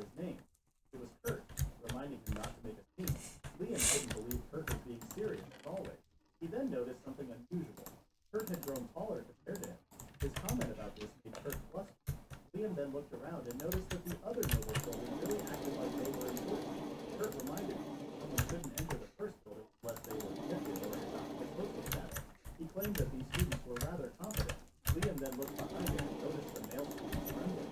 Liam smirked creepily, remembering that he had told him power of money like a villain. The two then noticed silence and thought mysterious and amazing first counter. Kurt remarked that Tyler would be happy if she heard Liam praising him. Liam wondered why Kurt thought that. He continued to look around and noticed a prim and proper blonde girl with long hair. Seeing her appearance, Liam called her incredible because it was his first time seeing someone with blonde curls. Kurt explained that she was Rosetta Sarah Claudia, famous for being the only daughter of a single household. Liam assumed that Rosetta would become the Duchess in the future since she was the only daughter. Her rank was 2 levels above Liam. Liam's size ranked Rosetta as the second among the students. He then looked to his side and stated that he already knew who the top student was. It was the Empire's 120th prince, Wallace Noah Albert. Liam couldn't believe how many siblings Wallace had. He concluded that it was normal in an intergalactic empire. Feeling tired, he started missing a buggy. Soon after, in a classroom, a teacher named John introduced himself to the class. Everyone fell silent. Since no one reacted, John called out a troublemaker among the students. It turned out to be Wallace. He asked what was wrong. John complained about the ridiculous earrings Wallace was wearing. Wallace laughed and proudly shared that he had bought them in the city before coming to school. No one in the class reacted. Liam recalled Serena warning him to be careful with Wallace. He understood now why Serena called the prince problematic. Teacher John got angry and reminded everyone that the school was a place where nobles learned proper etiquette. He asked Wallace if such earrings were necessary. Wallace couldn't say anything in response.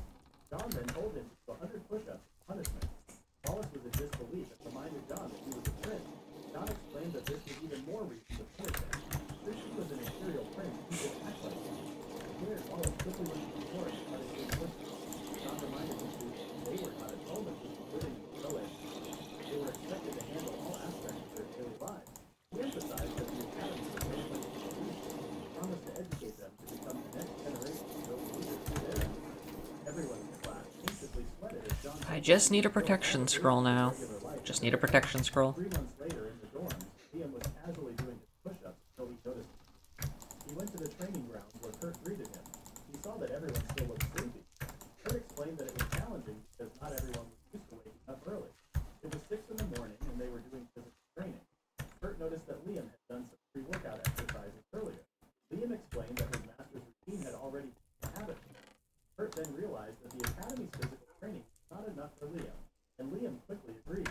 The days went on with studying lessons and practicing martial arts. Liam sighed because it was too easy for him.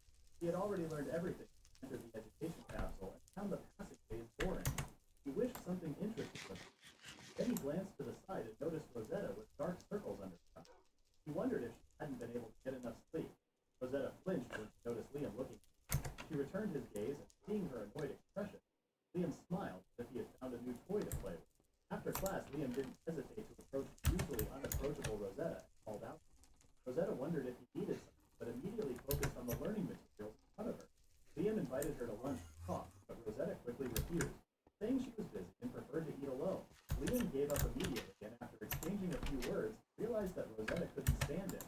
As an aspiring villain, he found the situation interesting. Seeing him smile evilly, Isla knew that Liam was up to something. Liam agreed immediately and explained that he had found a way to sneak out through the dorms and play outside as much as he could. Isla was shocked and asked him to tell her more later because she wanted to go out during the weekdays. Kurt stared at Liam and said he couldn't tell if Liam was a serious guy or not. Liam claimed he was the slacker type, while Kurt was the Suddenly, Wallace appeared in the dining hall, asking girls to have dinner with him. The girls freaked out and tried to escape from him.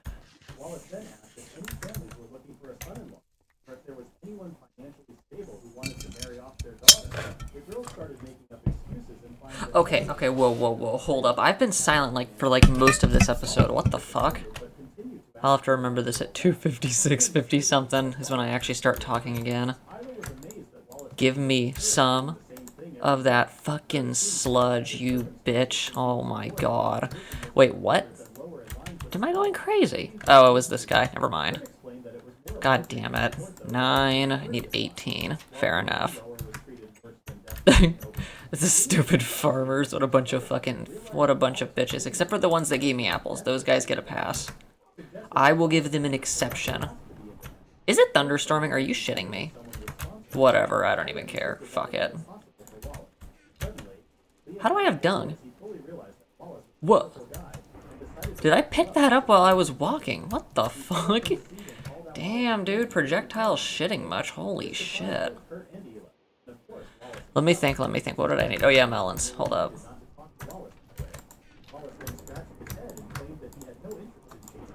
I do need to harvest my melons, though. Shut up, lightning.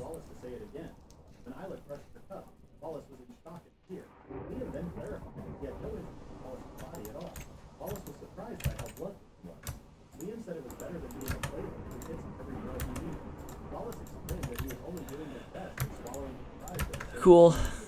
Damn it.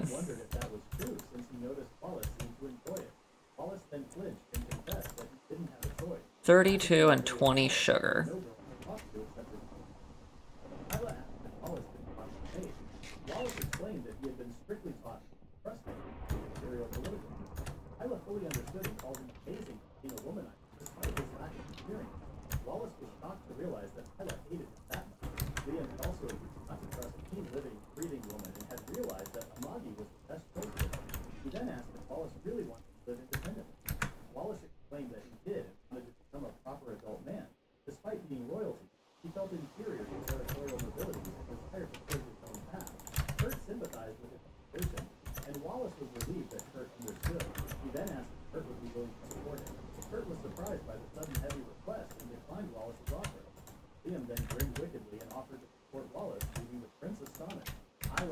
Hold up. I think I have that iron. I think I have it.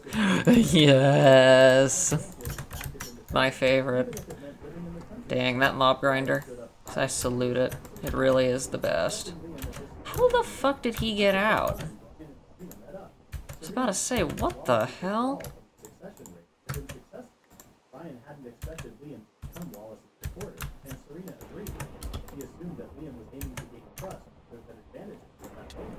If Wallace could become independent, Liam would earn the trust of many. She remarked on how Lord Liam always surprised them, and Brian nodded in agreement. Shortly after, Wallace celebrated as he was finally no longer an imperial prince, simply Wallace. Liam could see how 15 pumpkins and 10 stump removers. He expressed deep gratitude for the help. However, Liam still believed that being an imperial prince had its own perks. Wallace disagreed at that moment and began to explain his views. He said that being a member of the imperial family would have meant associated with violence and conflict. Kurt mentioned their foolish support from the new emperor took power, noting a decrease in the 15 pumpkins and 10 stump removers. Got it. Prior to the ceremony, many rivals would mysteriously meet their end. Those present during the event would often be either holographic protection or stand-in. This was a pattern that had occurred when Wallace's father became emperor as well. Wallace expressed his gratitude to Liam once again for rescuing him. I need 2 stacks of pumpkins. Liam had considered the possibility that Wallace wouldn't be able to become emperor from the start. I'll just take all of them, fuck it. Why do they want a whole stack of pumpkins? Are they fucking like acoustic or something? What the fuck? Like, why? That makes no sense. I don't understand.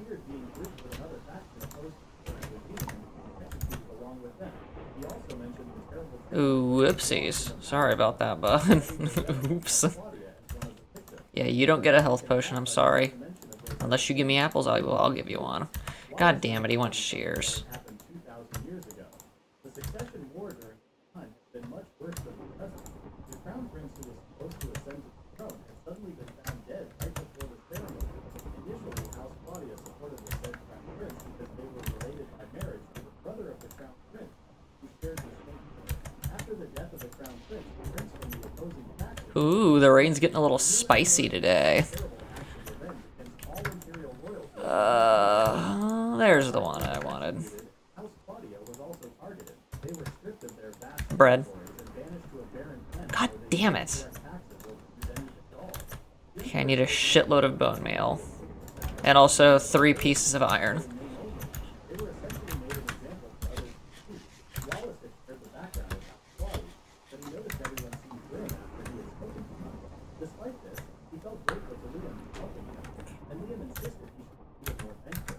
Wallace agreed emphatically. Meanwhile, Rosetta returned to her dorm room, feeling exhausted. She loosened her necktie and sank down against the door, feeling drained. She struggled to keep up with the lesson content, knowing her family couldn't afford the education capsule. to rank first in her class to have any chance of securing that situation. Losing at the academy was not an option for her. She simply couldn't afford it. A memory from the past. Rosetta found herself embraced tightly by her grandmother, wondering why tears streamed down her grandmother's face. Rosetta received a gentle reassurance. Her grandmother wiped them away, insisting it was nothing. Her grandmother then suggested they prepare for the party at the imperial capital by donning their finest dresses. Excited by the prospect, Rosetta's mother smelled her hair while her grandmother returned with a flower that perfectly complemented her beauty. Where are my red mushrooms? What the fuck? Like a princess and expressed her gratitude before eagerly However, her excitement was short-lived as she soon returned home with her dress in tatters, hanging forlornly in the rain outside. Seeing her distress, her grandmother rushed out to embrace her tightly. Rosetta recounted the hurtful words hurled at her being labeled as dirty and hot, two jesters, Claudia. It was surprising for them that the Claudias dared to attend the event in the imperial capital. Rosetta was subjected to a barrage of insults and treatment, while bystanders did nothing to intervene. Confused and hurt, Rosetta turned to her grandmother for answers. Rosetta's grandma had told her to listen carefully as she spoke.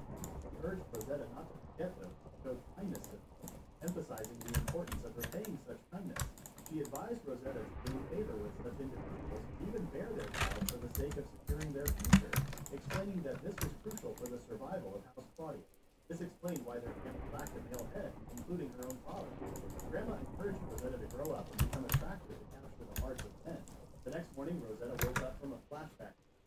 She arrived at school late with messy hair and apologized to her teacher for tardiness. She couldn't believe she had fallen asleep as soon as she got to her room.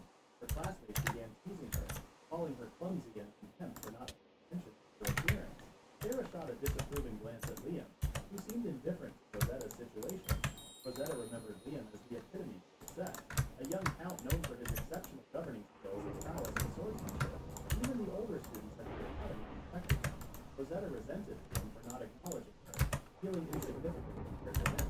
She believed it was unfair that someone like Liam, who seemed to effortlessly achieve everything, didn't pay her any attention, no matter how hard she tried. She knew she could never gain Liam's interest, which only fueled her hatred towards him. Sometime later, the school held its annual event for Mobile Night Duel. The duel had just finished, and everyone cheered for the winner except for Wallace, who watched alongside Liam, Kurt, and Isla. Liam found the night he was fascinating and wished they could happen for the next year. Kurt explained that the event showcased the training output for students. He also mentioned the dangers involved, which deterred many from participating. Kurt emphasized that those who did participate needed to prove to the audience that they had become full-fledged knights. On the other hand, Wallace had been trying a river to get bet on the wrong horse. 53 dirt and a bar of soap. What the fuck kind of trait is that, dude? Wallace had put all his money on such a risky comeback. She straightforwardly called him foolish. Wallace felt hurt first, but then had a sudden realization. He wondered if Isla had feelings for him. Thinking she might be one to tease someone she liked, Isla's patience wore thin, and she glared at Wallace as if she had unleashed her inner demon. Without a word from Isla, Wallace quickly apologized. Kurt had reminded them that betting wasn't the wise choice. Wallace argued it was worth it. Holy shit, what the fuck is my computer loading? Give me a sec. Quickly pointed out the risk, mentioning how Wallace had recently lost all the money Liam had given him. Wallace felt a sting at the reminder. Suddenly realized he'd be strapped for cash for the next 2 weeks. Desperate, he considered asking Liam for money. Meanwhile, another scuffle broke out between Mobile Knight. Kurt eagerly anticipated Liam's upcoming fight as a third student. Liam wondered if anyone would even challenge him. They noticed people hunting Mobile Knight, so they were just fancy on the outside, interior. Wallace moved in, emphasizing the importance of skill and how it would be unfair to overpower opponents with better specs. They had no choice but to stick to the training model. Wallace sighed, lamenting that. Okay, cool. I think I fixed it. Oh, yeah, that's much better. What the fuck was all that shit? Why? Known from the start, surprising Wallace didn't know he didn't have it. Isla and Kurt then got into an enthusiastic conversation about the Mobile Knight habit, speaking like Nice, I got back my stack of wheat. Beautiful. remembered that habit had been It's okay. I think I'm beautiful. Liam agreed, saying it was a pain. Suddenly, the fight in the arena ended as one of the students surrendered. The winner of the final fight was a student named Derek, who became the annual champion. The audience grew nervous as the losing student nearly died in the fight. Liam quickly checked Derek's profile and discovered that he was barren. There were no count-ranked nobles on the fight, so Liam couldn't really gauge Derek's strength. He didn't seem strong at all, but Liam suddenly smiled, planning something. He decided to make Derek kneel down before him using his overwhelming strength. Shortly after, he has refused to end his habit in its current state. couldn't be done. He insisted that Abbott would only just be replaced with Liam's piloting abilities, proposed starting from scratch. Liam expressed his attachment to Abbott, declaring he was willing to pay any price to upgrade. Diaz frowned, explaining that money alone couldn't solve the problem. She suggested that it might be feasible if Liam could provide a substantial amount of pure credit. Liam asked what he needed specifically. Diaz then listed orichalcum, amantite, mithril, emphasizing the need for a significant quantity. Regarding labor costs, he estimated it would require an amount equivalent to Nice. battle. Got me some more hofts. Liam understood that if he could fulfill Nias's request, an upgrade for Abbott could be possible. Nias confirmed this and promised to send an estimate of the materials and costs. He also asked if the pilot be upgraded. Nias insisted that the testing pilot would be as skilled as Liam in piloting Abbott. Liam then opened the document, displaying a familiar girl's data, and decided she was the best candidate for testing. According to the reports, there shouldn't be any issue. Liam assured Nias that he understood her request. Nias sighed as Liam ended the call, assuming it would be impossible even for him to fulfill what. Hold up. Shortly thereafter, Nias became engrossed in work as numerous crates of materials were delivered to the factory. An employee mentioned that they had already compiled a list of the gathered materials. Nias was surprised to learn that Liam had accomplished what she had asked for. Test pilot also made her appearance. She introduced herself as Marie Sarah Mariana, clad in armor with what appeared to be guns holstered in face. She greeted Nias warmly. He was taken aback by her sudden arrival and returned the greeting. Nias pondered whether Marie could pilot the Abbott, given that there were few people skilled enough to operate on mobile night without relying on the system. Marie assured him that it wouldn't be an issue, mentioning that in her time, pilots who used the assist system were considered amateurs. She had heard about the difficulty of piloting the Abbott and was eager to try it out. She expressed her delight at being able to ride Liam's personal mobile night. Nias wondered if Marie would be alright and what she meant for back in the days. Nias looked at the huge pile of materials in front of her and realized she could now try out many things and gather a lot of data. She started daydreaming, lost in thought for a moment, and then snapped back to reality. She urged Marie to get started right away. Marie remembered how Liam had saved her, how to repay his kindness. Betrayed by the Emperor, she had been turned into stone and enslaved for 2,000 years. She had endured immense suffering and shame, and she was determined not to feel regret again. She swore to fulfill the mission Liam had entrusted to her, no matter the cost. Meanwhile, Rosetta had been alone, poring over her disappointing grades. She fretted about what steps to take next. Suddenly, Derek appeared and couldn't believe his eyes when he saw her grades, which were even worse than what he expected from an average student. Rosetta shoved him away, urging him not to peek. Derek told her to relax and seized her hand. He pressed her against the wall, reminding her of her poor background.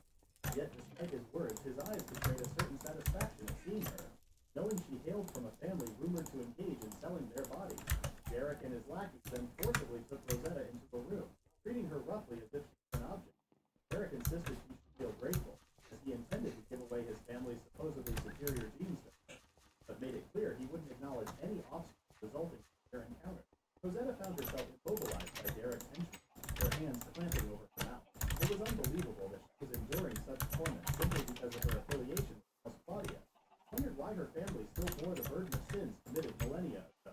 Derek leaned over her, his intentions menacing. In desperation, Rosetta wished for someone to come to her aid. Suddenly, a student was crashing through the walls. All heads turned to the entrance. Is it really thunderstorming again? He demanded to know who they were. Wallace, his voice trembling, cautioned William against getting involved with Derek, citing his allegiance to Berkeley. Kurt fretted over the situation, realizing the student before them was the newly crowned champion of the tournament.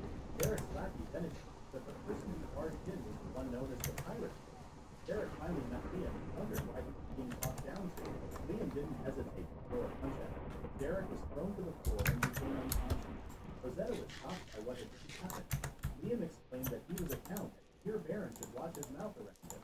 One of Derek's henchmen got angry and told Liam not to get too arrogant since he was only a country person. Liam gritted his teeth and punched the henchman in the head. Wallace panicked and explained that Liam should carefully consider his opponent before starting the fight. Kurt and Isla then clung on to Liam to stop him from escalating the situation. Derek's henchmen then picked him up. As they left, they warned Liam that he would regret his actions. Liam noticed Rosetta on the floor and asked if she was okay, extending his hand to help her up. But Rosetta pushed his hand away and burst into tears. He insisted he shouldn't touch her, emphasizing global action and behind help from someone like Liam. He stood up and told them to move aside. Kurt observed Rosetta leaving, turned to Liam, checking if he was okay after being ignored. Surprisingly, Liam was smiling and appeared to Rosetta returned to her room and asked her why she had been acting foolishly. She believed it was justified to feel resentful towards anyone who ignored her. She felt upset that she hadn't even thanked Liam for saving her. She wondered if her anger stemmed from Liam's actions in saving her. She assumed she despised Liam for helping her because he was giving her charity. Then she realized she was wrong, that the fault lay solely with her. She understood that her own weakness was the reason for her envy and resentment for Liam. She couldn't believe she hadn't expressed gratitude despite feeling thankful at the time. She made a resolution to emulate Liam, strength to stand up without resenting others. In the past, the man she admired as a role model kept on smiling wickedly. She found Rosetta amusing because she was proud and arrogant. Being an evil lord himself, Rosetta made his blood boil. Nice. He has been cleaned up. Worried and wondered what was bothering Liam. Kurt sighed and said it was a bad habit. Wallace became even more concerned and questioned if his mentor was actually a troublesome person. Kurt clarified that wasn't the case, but rather they were facing a problem at the moment. Wallace fretted. Oh my god, it's a miracle. Liam went into his room, leaving Kurt and Wallace behind. I love you so much. Holy fucking shit. Thank you. I would like to continue trading, though. At least with the stuff that I currently already have. Sat down for a chat, and Wallace began explaining things about the Berkeley family. He mentioned that when a child was born into that family, they were given their own territory. Ooh, that one's actually giving me some sludge, brother. All the territories were managed by Derek's father. The family was essentially a group of barons. They were considered dangerous because they made profits by pretending to be pirates, and they were currently at the top. Wallace further explained that they were considered troublesome, but the Empire couldn't stop them because they controlled the supply. Damn, he just gave me fucking 16, bro. Alright, well, I love you, villagers. Thank you. You're the OG, bud. I love you all. Thank you so much. Thank you much for the apples. Given Liam's ruthless attitude towards pirates. Instead of apologizing, Liam would simply resort to violence against them. Wallace interjected, pointing out that their opponents were noble, not pirates. Kurt then recounted an incident where Liam had decimated a noble's fleet, disguising themselves as pirates. Wallace couldn't help but worry about Liam and his independence. Later that night, in the dormitory corridor, some shadows dealt with intruders who had snuck in. Liam was peacefully asleep until a strange, eerie hand approached Apple. the shadows. A masked figure in all-black attire gazed at Liam. Gently, the figure covered Liam with a blanket to shield him from the cold. Liam woke up and grumbled about the noise, addressing the masked person, Kukuri.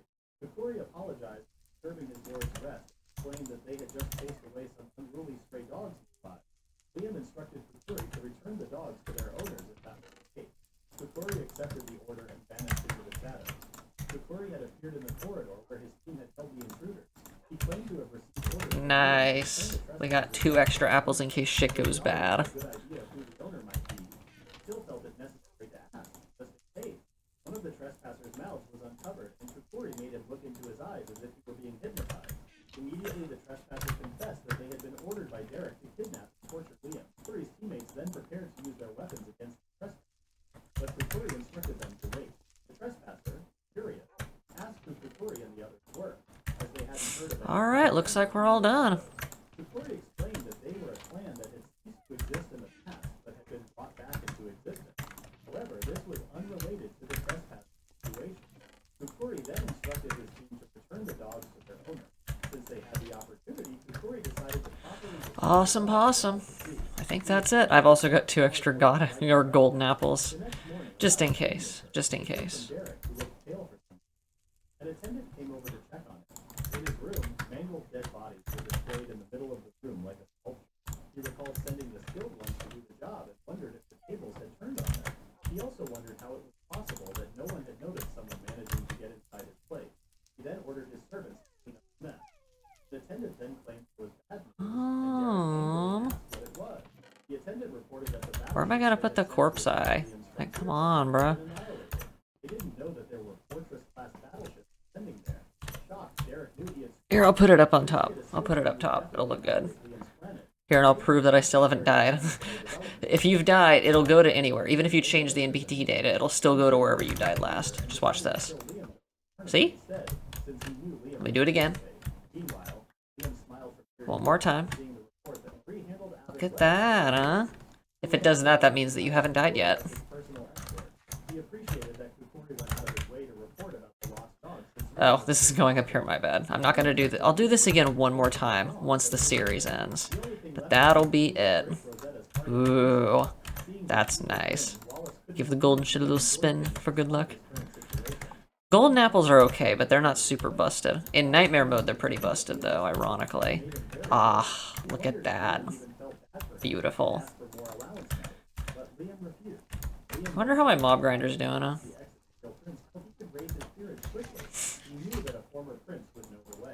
Wallace admitted that he did, and explained that the fastest way was to buy the title from other noble houses. However, Ooh.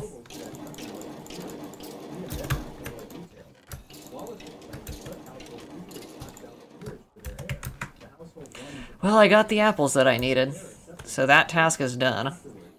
Now I just need music CDs, so we're gonna have to wait until nighttime. I'll probably work on the mob grinder and the nether in the end on another day. Today's not gonna be that day, though, sadly. Ooh, that's a good shovel right there, actually. Shit. That's not bad. That's pretty good. Oh yeah, we need to start buying scrolls from the villagers. I need to get all 5 of them. Like, immediately.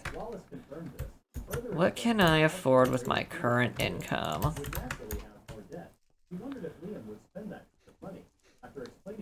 Because I'm gonna need it. Oh, there's another shovel in my inventory. Liam then imagined telling Rosetta personally to hand over her peerage. He wondered if she would glare at him as usual.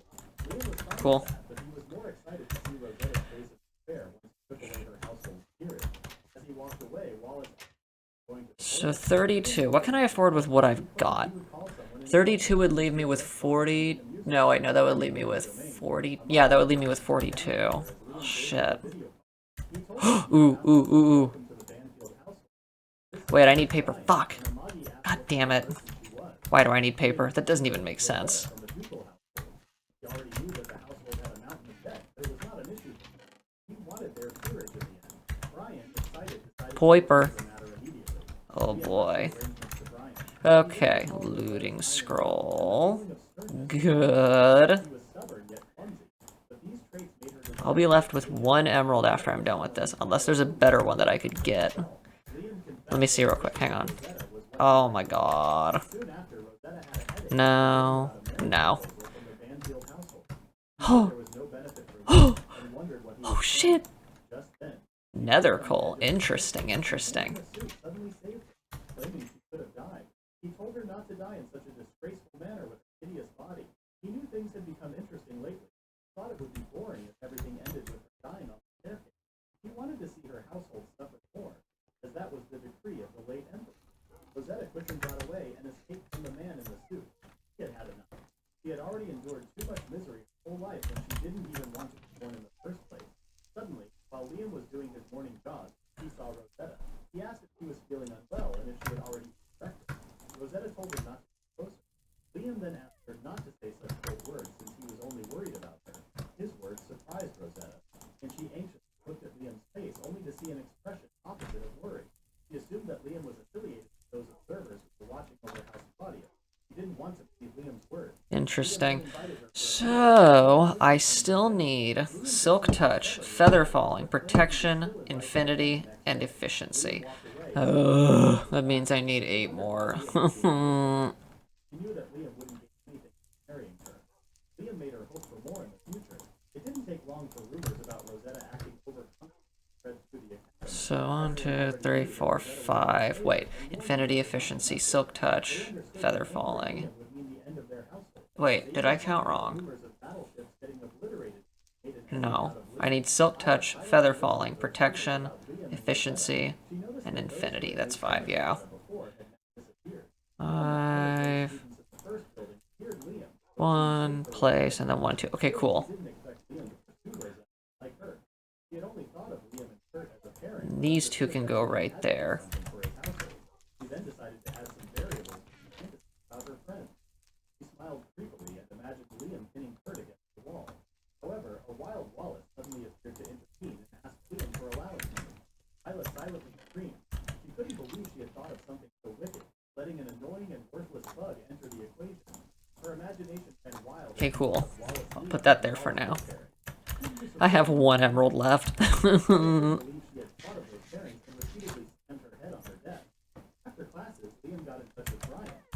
Well, Guess we're just waiting until nighttime, I suppose. Claudia was doubtingly inventive, and it might be impossible to move forward with the wedding proposal. Liam Smith, realizing that Rosetta's predecessor was a dense, old-fashioned lady just like her, Liam told Brian to take the negotiations slowly before their visit. He said the first thing they needed to show was their sincerity. Brian got excited and understood Liam's instructions. However, Brian was worried that if Liam claimed it was love at first sight, there would be no reason for the Bofield household to take Rosetta as a wife. That was what Claudia had mentioned. Liam then simply imagined Rosetta as asking for her to marry someone from the countryside who came from a proud, long-standing regal household. Liam completely misunderstood the situation and wore another evil grin. Brian asked again if Liam was really serious in taking Rosetta as his wife. Liam wondered if Brian was not satisfied with his decision. Brian confessed that he was concerned because House Claudia's debts were much greater than the Banfield house. He reminded Liam that they would not do anything, wouldn't profit at all from it. He couldn't help but oppose it. Liam agreed that it could cost him, but he knew the ongoing development would be hindered if he changed his mind. He claimed he had no intention of changing his mind, that his decision was final. Brian was surprised, but eventually understood Liam's decision. Liam then remembered Abbott, he had sent out for maintenance. He told Brian to make preparations since he would personally pick it up at 7th factory. Brian acknowledged the order. Brian then wanted to tell Liam something. As a vassal of House Banfield, he was against the marriage of Claudia, but as a person, he genuinely supported the decision. This made Liam a bit confused. He then let Brian handle everything he had asked for. The call ended, and Brian smiled. He was glad that Liam had finally found a woman who was worth more than his own personal gain. The old butler was brimming with this really was a story with misunderstandings. Liam visited the 7th weapon.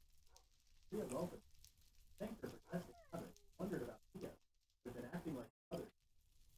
Seeing how Mia said, Liam assumed that Brian was looking at her. He noticed that Abbott's performance and function proved specifically he had requested. However, he brought up an issue with Mia, concerned Maria. Oi, oi, oi. What time is it? Ooh, it's nighttime, it's nighttime, it's nighttime. Go, go, go, go, go. Ooh.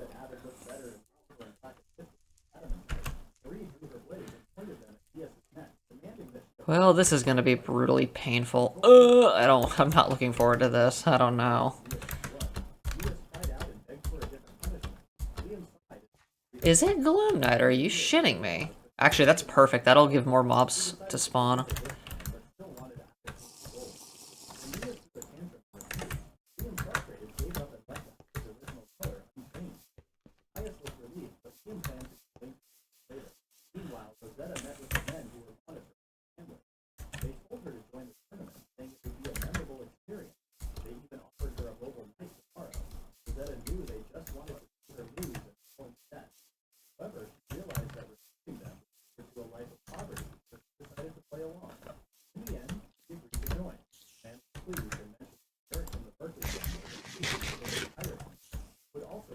Come here, skeletons. I see creepers.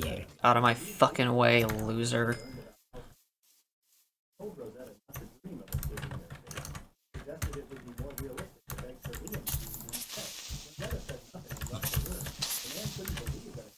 Okay, I just need a skeleton now. Skeleton, where are you? Come on, creepers.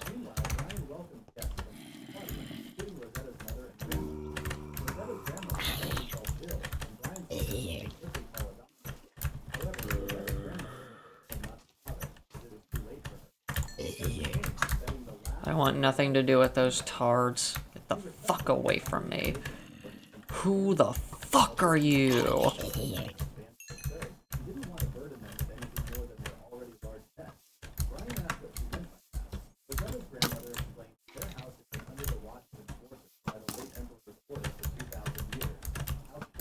Okay, well there's one. No, no, no, no, no, no, no, no. Bad, bad, bad, bad, bad. Stop it.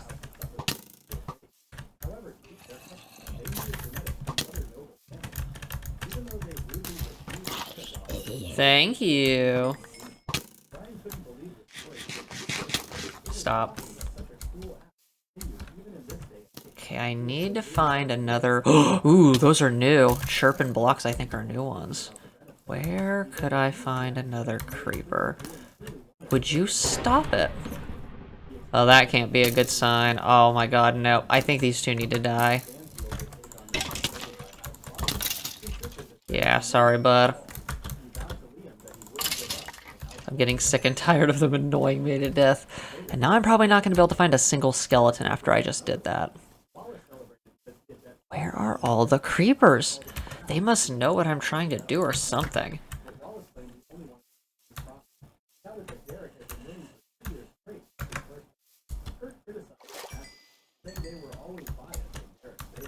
Oh, I see a squid. Well, too bad for you, bud. Finally, I found a skeleton. Good. You need to come with me, skeleton. Now. Okay, am I gonna have to, like, turn on fucking hitboxes? Ooh, a creeper. You don't say.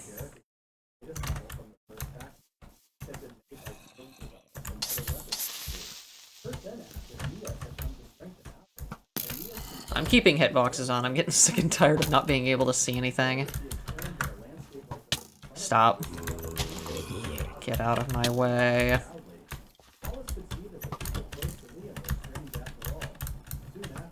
Oh my god.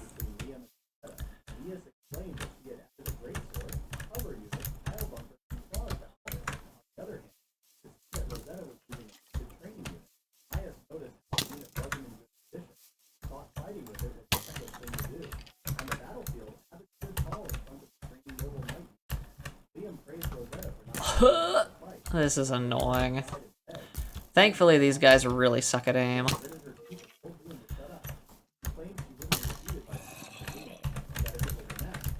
How the fuck did he just miss that shot? Like, dude. Oh, yes, but he hits that shot. Oh, of course, my favorite.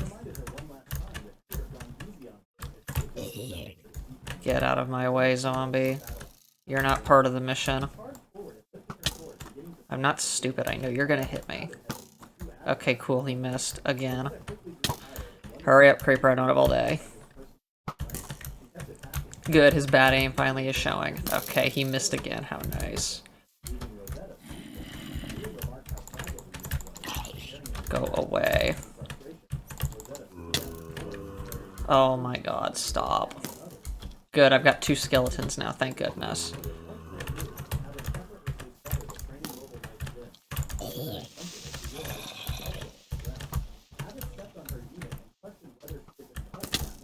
Stop.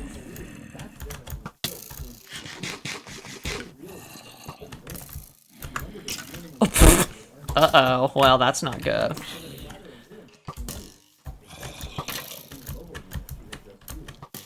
He got him, yes. Okay, well, you all get to die now.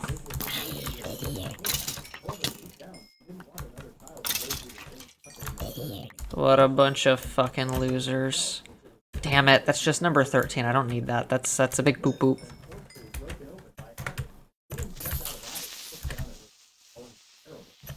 Skeleton, skeleton. Come on, creeper. I need you. Why is there a bat? Why is there a bat out here? What the hell? Oh, he actually got him. Thank you. Anyways. Ooh, I got far. Wait, I already have far. What am I saying? Creeper, where are you? Oh, I see a creeper. Creeper. My night vision's gonna wear off soon, though, so I need to be prepared for gloom. Wait, come on. Creeper, come here.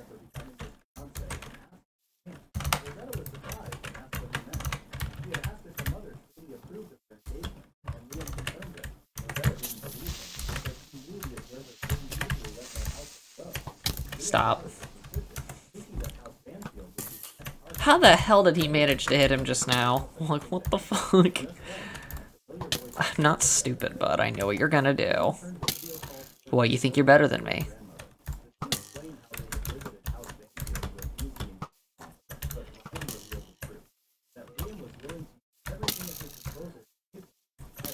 Ooh, he got him. Stop.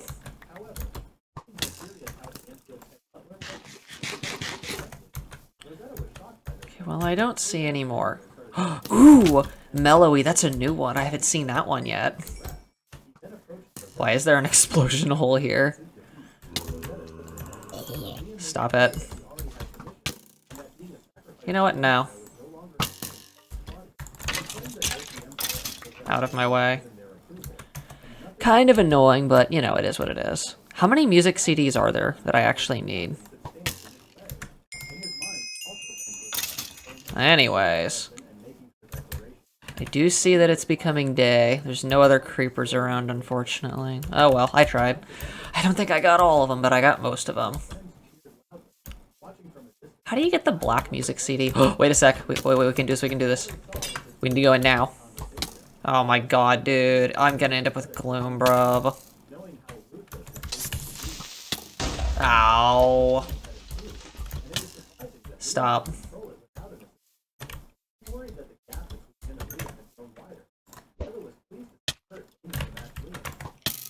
Would you fucking butt out? Anywho.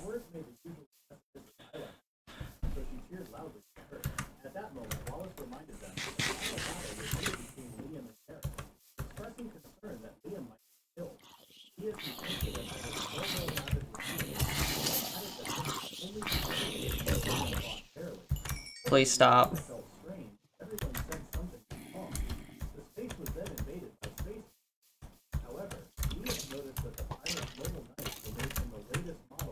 Come on, make it to the water. Please make it to the water. Please.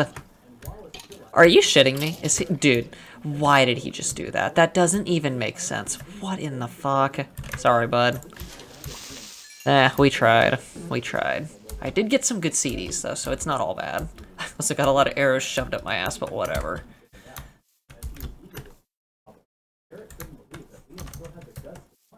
Let's see, that was pretty cool, I guess.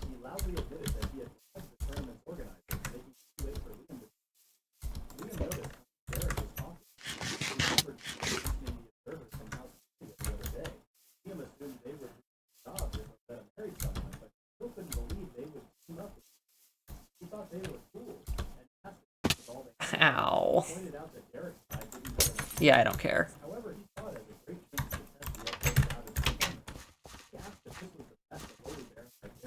Yeah, I'm gonna just throw this shit into the crucible and call it a day.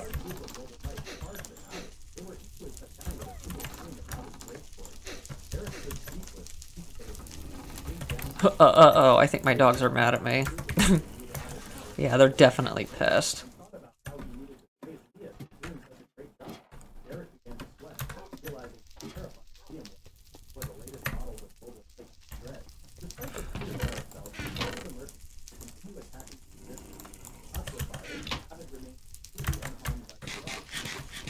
Yummo.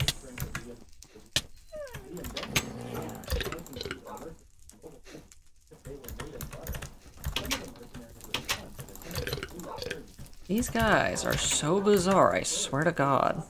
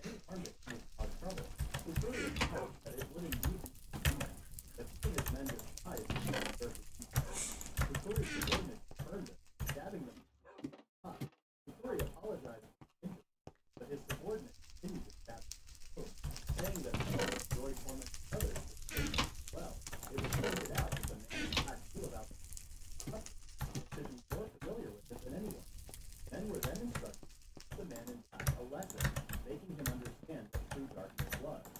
Once they finished dealing with everyone on the ship, Turian left, having received another request from Theo. Alright, I gotta go run an errand. I'll see y'all later. Bye-bye. We'll get more music CDs later. It's all good.